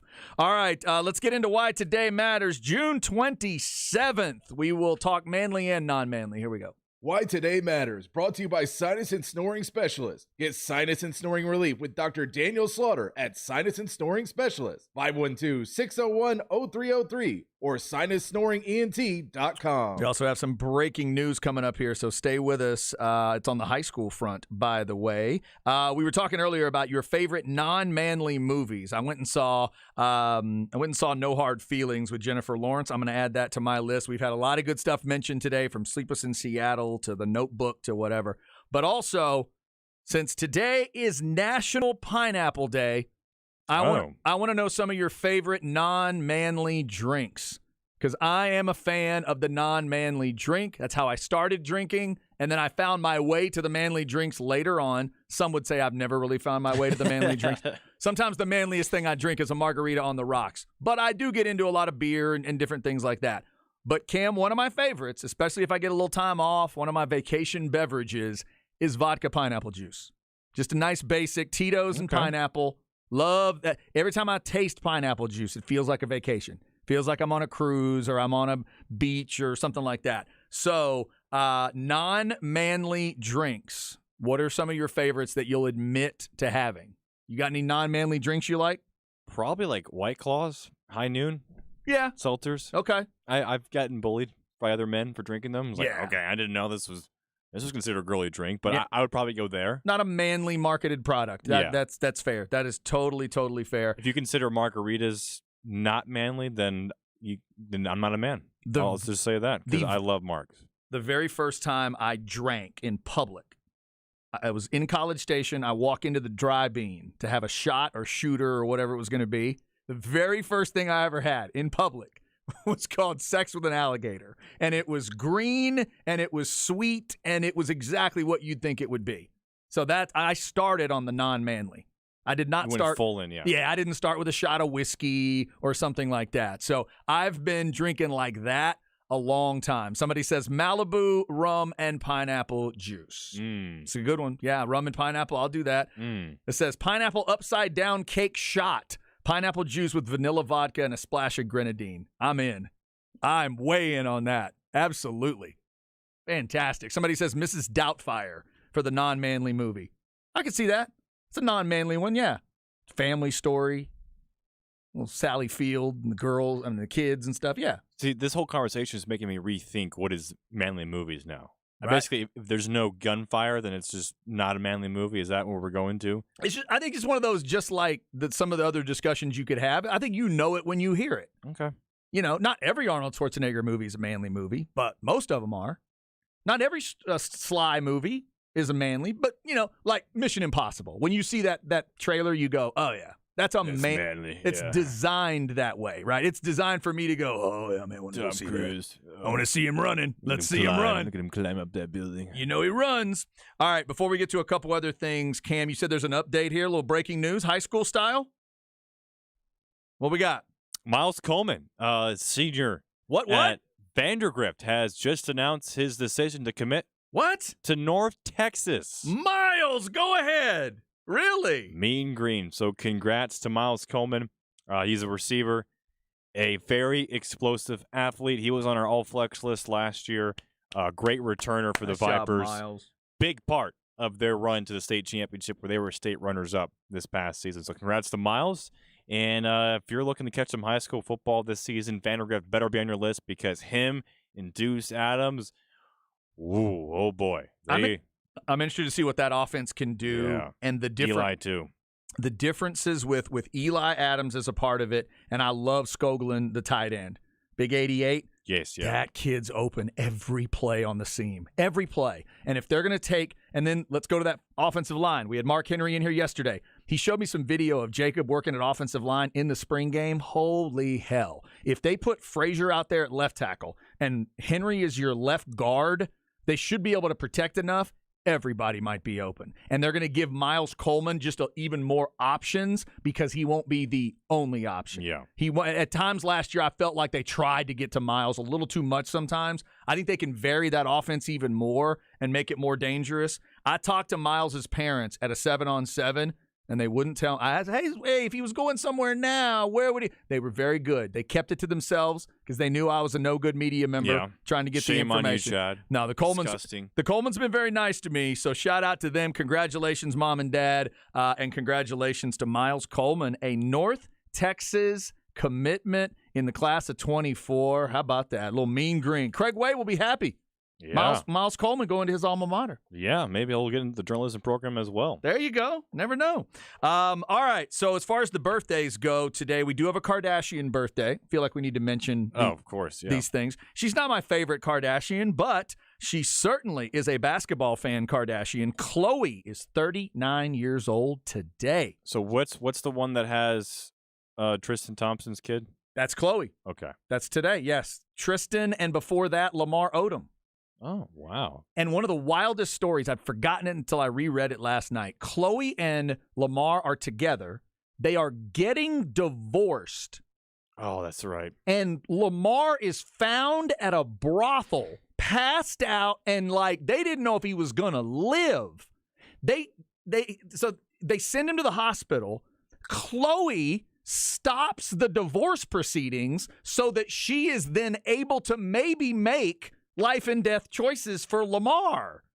They went through all of that. He ends up in a coma, eventually was okay, but that was a wild story. I'd forgotten about that one. Then she ends up obviously with Tristan Thompson and that whole crazy story. So, man, that family, they do not do boring very well. Are you all caught up on the last season of the Kardashians? I am not. Okay. I've never let myself get lost in that show. I love Kim, You're but probably a better human for that. I cannot let myself get caught up. I got too much else going on, hopefully. A couple of other birthdays today. Craig Hodges celebrates his 63rd today. One of my favorite three-point shooters ever. Craig Hodges out of Long Beach State is the old school, if you don't know. Craig Hodges, three years in his career, was the best three-point shooter in the league, and he won 3 straight three-point contests, and he was finally able, he was the guy finally able to take Larry Bird out in a three-point contest. We hadn't seen that before. He was the runner-up in 2 other contests. Craig Hodges was a bad dude shooting from 3. So much fun to watch him. He was my guy. I always rooted against Larry Bird, so I wanted somebody to take him down. Hodges did it, finally. Happy birthday to Craig. Happy birthday to Jim Edmonds, 53 today. 8 gold gloves, and Jim Edmonds has probably made about 5 catches you'll still not be able to believe. Great YouTube guy to look up. Absolutely. Yeah, kids, go YouTube Jim Edmonds' great catches. It'll send you down a great rabbit hole. Also, here's a goofy bit of trivia, Cameron. Today is her birthday. She's 26 years old, the artist, guitar player, singer, Her. Do you know what Her stands for? I didn't know this. I found it out reading through her Wikipedia page. It's got to be true. Go for it. Please tell me. Her stands for having everything revealed. Okay. Never knew that. She seems deep. I like it when I can sense depth in an artist. She just seems like a deep artist. The girls. Great voice. Yeah, the ladies that my wife has gone to Jazz Fest with in the past went to Jazz Fest this year and saw Her. Said she was fantastic. It was really good. She's fantastic. Just everything is there. Soulful, talented, sexy, playing the guitar, just all the levels together. She's got some songs, I believe, with Pharrell that I do enjoy. Not a big fan of her State Farm commercial. That one gets in your. That's a mute, instant mute for me. It'll stay with you. You need to mute it because for the next 5 days you will hear that. I can hear it in the back of my head right now. Sometimes 1 and 1 makes 3. I still hear it all the time. The triplets, I can't get it out of my brain. All right, that is why June 27th matters to us. We hope you are having a great Tuesday. Coming up, Stems and Seeds, and then we'll get you off to Ball Don't Lie. Don't move. It's the horn. It's time for the Craig Way Sports Report. Now, here's Craig Way. With LSU's 18-4 win over Florida last night to win the College World Series, the academic and athletic school year for 2022-2023 is officially over, and it's time to look ahead to the start of a new season this fall, namely in football. Greg Tepper is the managing editor of Dave Campbell's Texas Football, which once again is chock full of football information on high schools and colleges in Texas. But Tepper says the move of Sam Houston to Division I FBS status means more coverage for that program, and to keep the magazine at its annual scope of 400 pages, something had to give, and he explains what was given up. It's something we've certainly considered. Right now we like the 400 pages, not only because it's clean and easy to remember, but also just because we feel like it's the adequate amount of room for what we're trying to do. But for example, there were things that had to get cut. This year, I'm sad to say, there is no NFL section. There is no Cowboys preview. There's no Texans preview.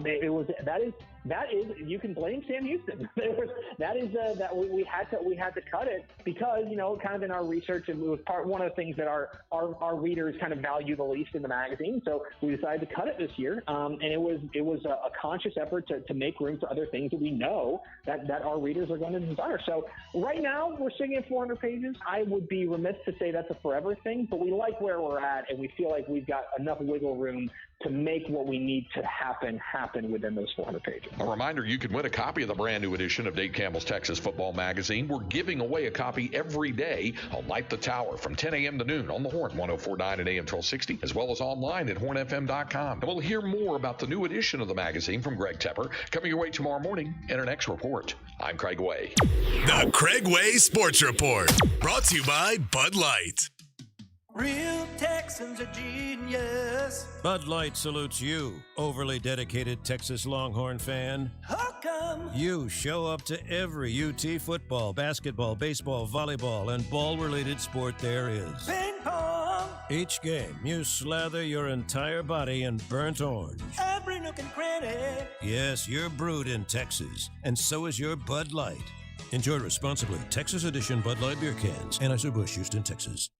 All right, this is Chad. Let's talk a little Apple leasing, and it is going to be a great experience for you when you call Apple Leasing because they're taking all the hassle away for you. If you're looking for a new car, truck, SUV, whatever it is, they can get you in that car, truck, SUV in the easiest fashion. You're always going to feel like you're driving that new car, because you are going to be doing that. You're not going to be at the end of a 10, 15-year run putting all that money into it there and your expenses go way up. You'll be able to figure out your expenses along the way. You'll be protected with the part of the car with the warranty. That's always good with all those warranties.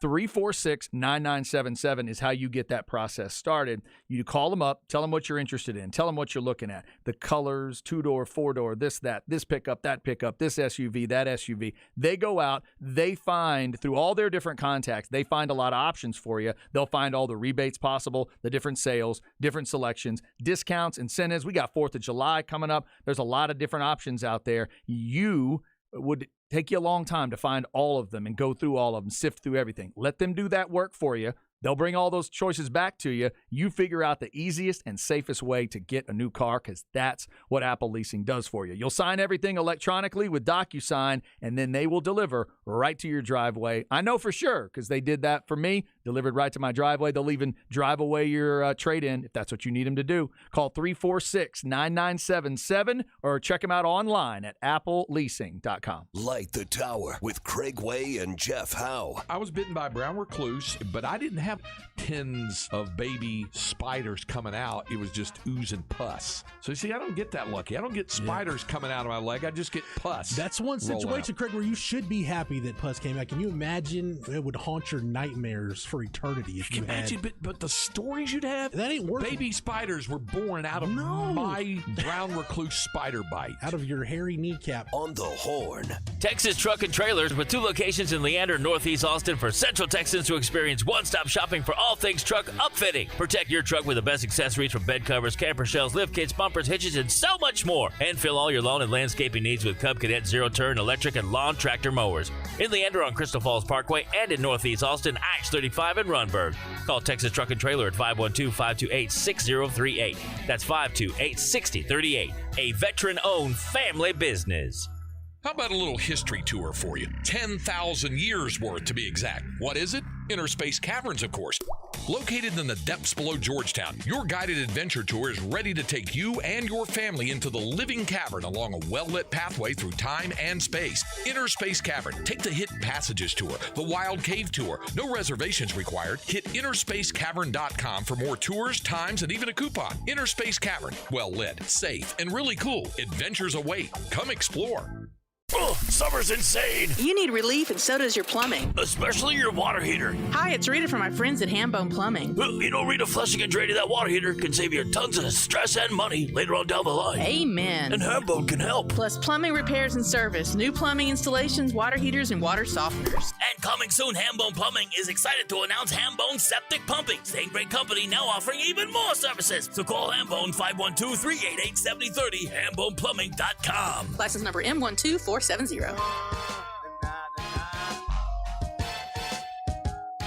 'em say, na na na na. Food on the corner or the golden platinum tank. Y'all have the big things, we have the big bank. Third world hustlers, soldiers in combat. My time dealers and wheelers with true tech. All right, just about done on a Tuesday. Cam's been giving a little love to New Orleans, LSU, Louisiana, things like that. DMX? No, but I can see how you got there. Where is why do I not I don't know who it is. From New Orleans? From New Orleans? Master P. Master P, that's who it is. Dadgummit. One of these days, I'm going to guess DMX, and it's going to be right. It's going to happen at some point. My apologies to all the DMX fans and Master P fans, for that matter.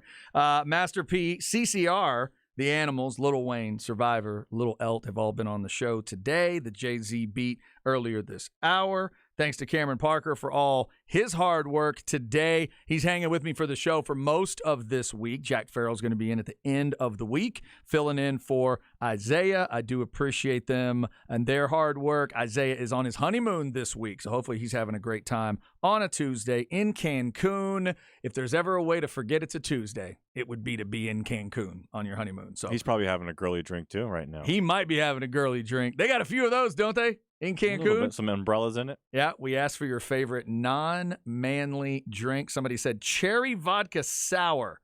Quarter Sunday nights at Treasure Island on 6th back in the 2000s. That's a good way to start the night. The cherry vodka sour. Yeah, that's not bad. My wife's into the amaretto sour. Does that count as a non-manly drink? What's amaretto? That sounds The amaretto unmanly. sour. You get the sour mix in there, but the amaretto is the alcohol. Amaretto, a little. Probably. Yeah, I think so. It's Yeah. not really a manly designed kind of thing. So, just a day to maybe explore the non-manly things, like a non-manly movie. I went and saw No Hard Feelings this last weekend with Jennifer Lawrence. I enjoyed it. And the non-manly drinks can sometimes come in handy as well. All right, so you want to throw this in stems and seeds here? We got a Let's little do it. developing maybe discussion that Cameron was telling me about. Let's get into stems and seeds, and we'll hit a couple things here.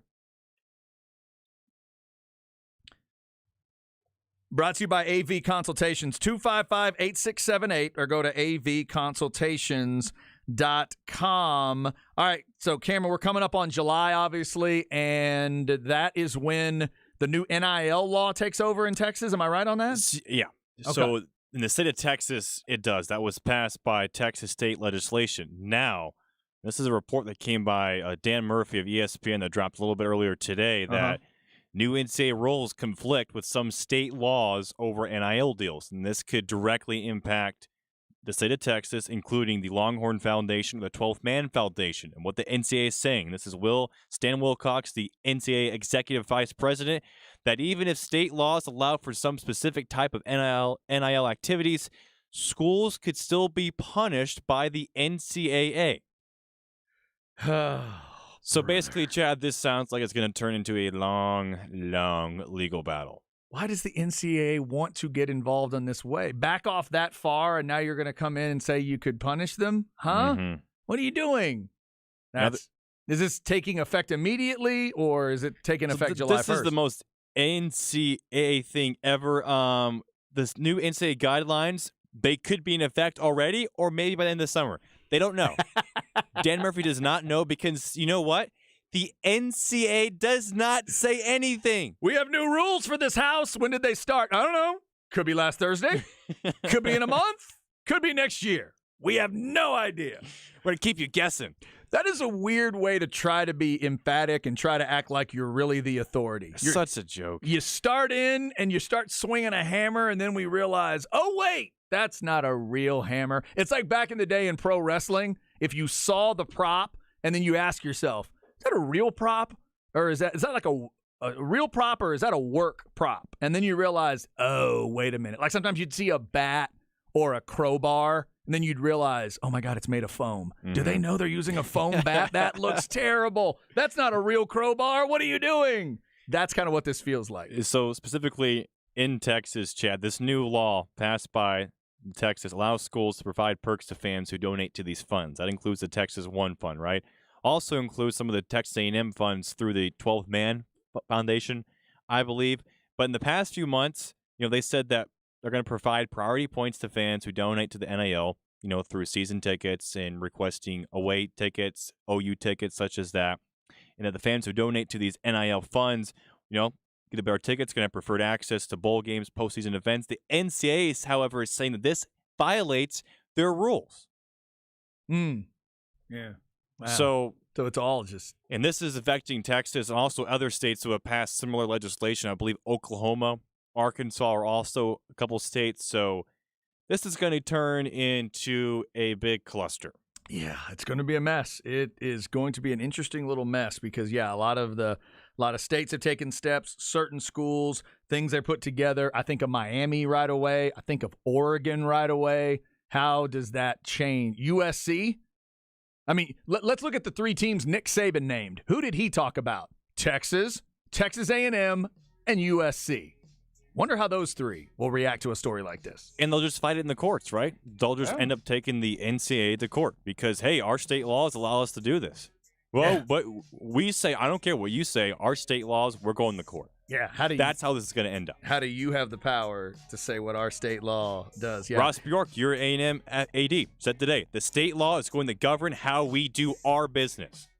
Leaning heavy on the state of Texas. There we go. How about that? All right, we'll see where that story goes. Interesting stuff, as always, with the NCAA and NIL and all of that. Thanks to Cameron Parker for his great work today. Thanks to Keenan Womack. Thanks to Hank South for joining us. And, again, we hope Zay is having a great honeymoon this week. Coming up, Ball Don't Lie. Rod Babers, Patrick Davis, Mike Harge continuing his vacation. They'll get you the very latest in sports.